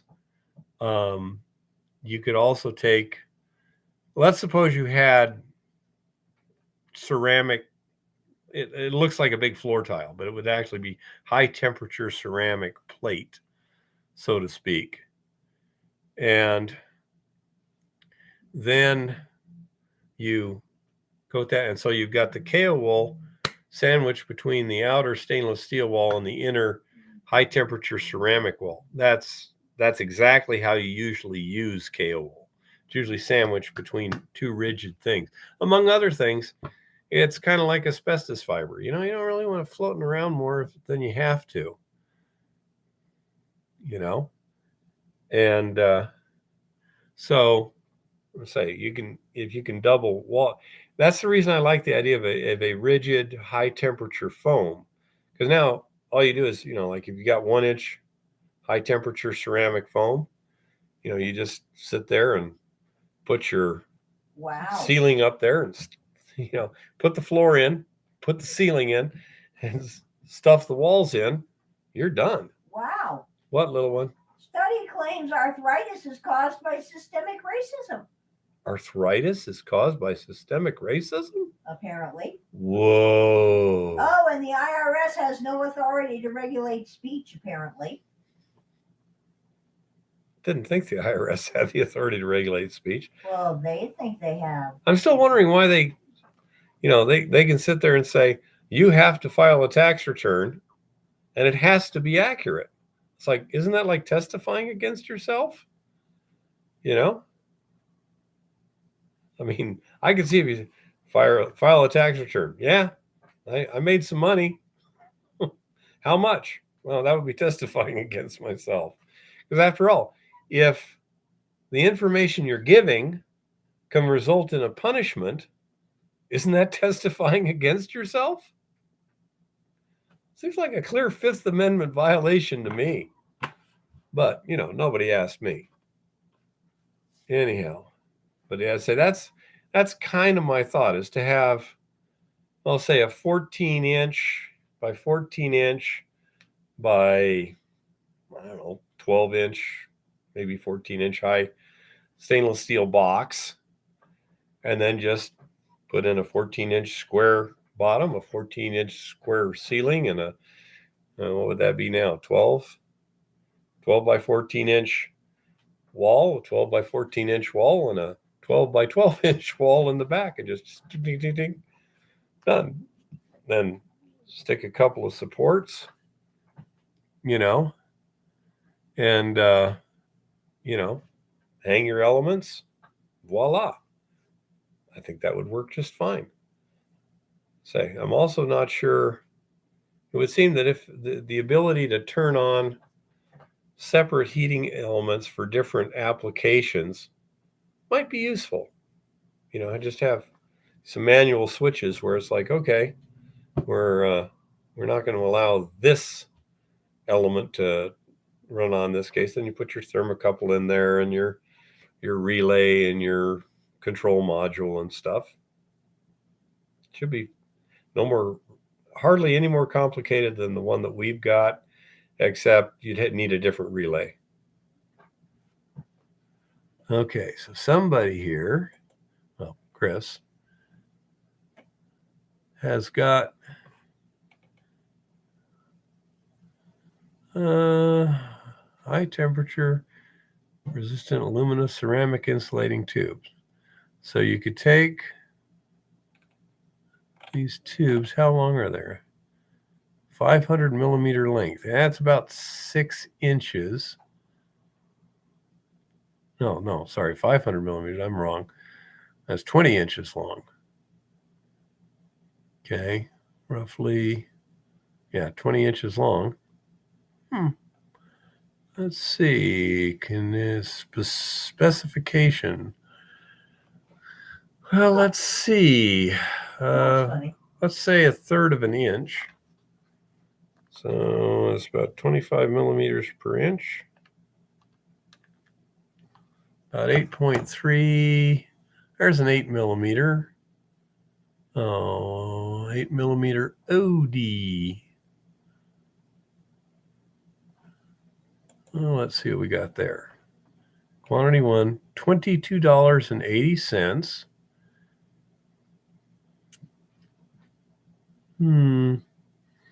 That should work. Yeah. Because it'd be a little pricey, but not that much. Let's see, what do we got? We got, what's the cheaper stuff? $22.80. Is everything $22.80? $22.80. 10 millimeter, $22.80.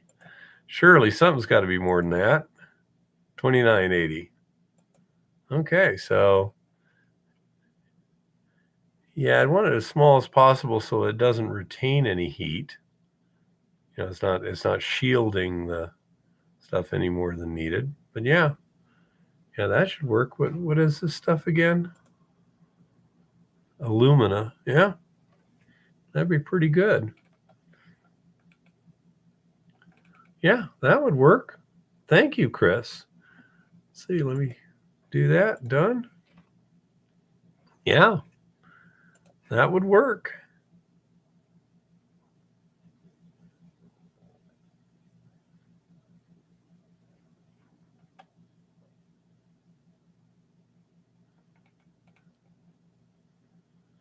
I say, to me, say the insulation board would mean that the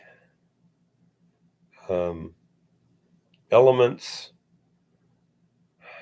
on the sides, you could, like cut a groove in there or put a support on the board, use some kind of a high temperature whatever, things like Satanite or whatever, that was good, Outlier. And you just kind of smear it on there and then stick that up as a support and put a few pins in it and rest the element on top of that. And that could work pretty good. And then for the stuff on the top, you just have like 4 cross pieces where it comes this way, that way, this way, that way, Yeah. That should be cool. Thank you, Chris. That's good. Anyhow, 300 millimeter version. Okay, let me do this. Yeah. 300. And let's see. Saved. There we go. 300 would be just about 12 inches, wouldn't it? Yeah. 300 millimeters is 30 centimeters, which is 12 inches. Just a shade less than 12. Yeah. Yeah. I don't know what would be the best way to do it on the sides, whether or not it would make sense to like do exactly the same sort of support on the side where you just have a couple of significantly sized pins into the ceramic foam board to hold up the rods, which the rods then support the heating elements. And the problem with that would be that there's going to be an area where well, let's see, let me first of all close this because I can't see what I'm doing. You know, if you had your tube like this and then you have your element around there, if you had a pin here and it's laying like that, this part of the element right there that's sandwiched between the rod and the wall would not get much cooling. That's where it's going to tend to do some problems.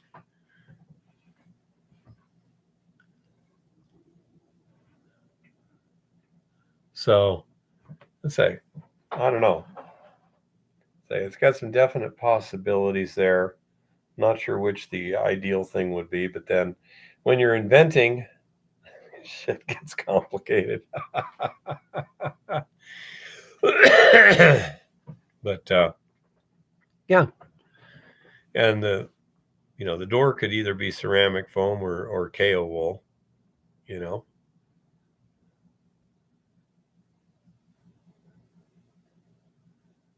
Yeah. As we shall see. Well, we made our 4 hours today, so I probably ought to call it quits so I can get some sleep, etc. Does anyone have any final questions or anything like that?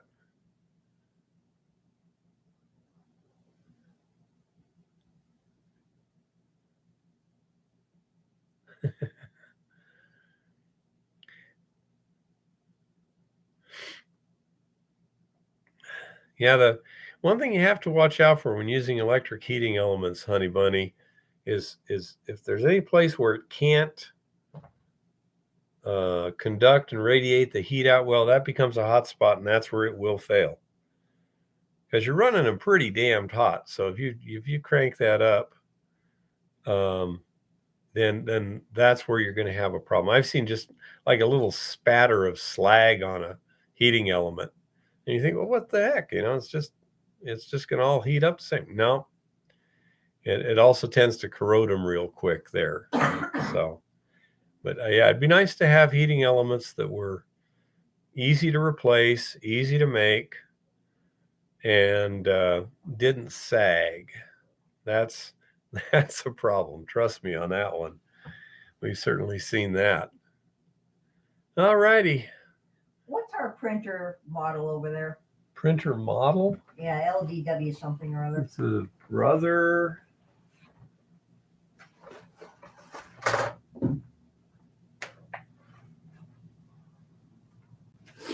TN 730? TN 730 or TN 760? I mean, it says both.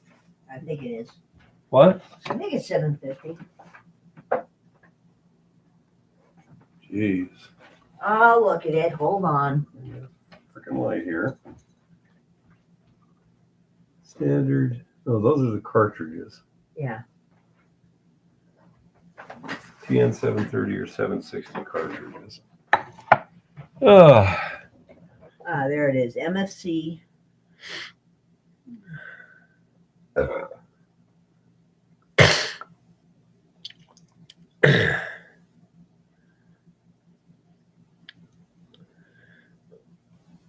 Wrap between the rods. Now, the problem with something like tungsten foil or whatever is anything metal touches those coils, it'll short between the turns, and that causes problems.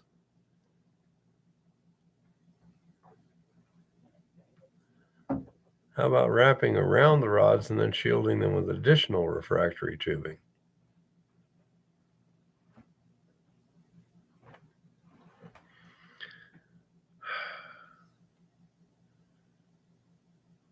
I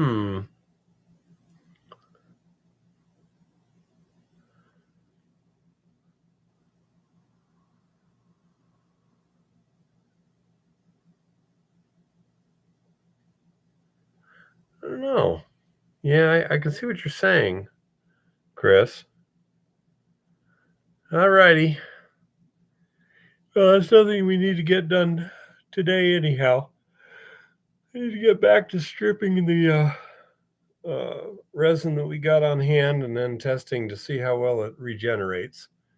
So, thanks a lot, guys, everyone, for showing up. Thanks for all the input, etc.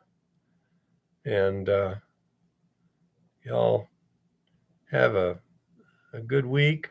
Happy prospecting. Keep it safe out there. Make sure you all come back now, you hear? All righty.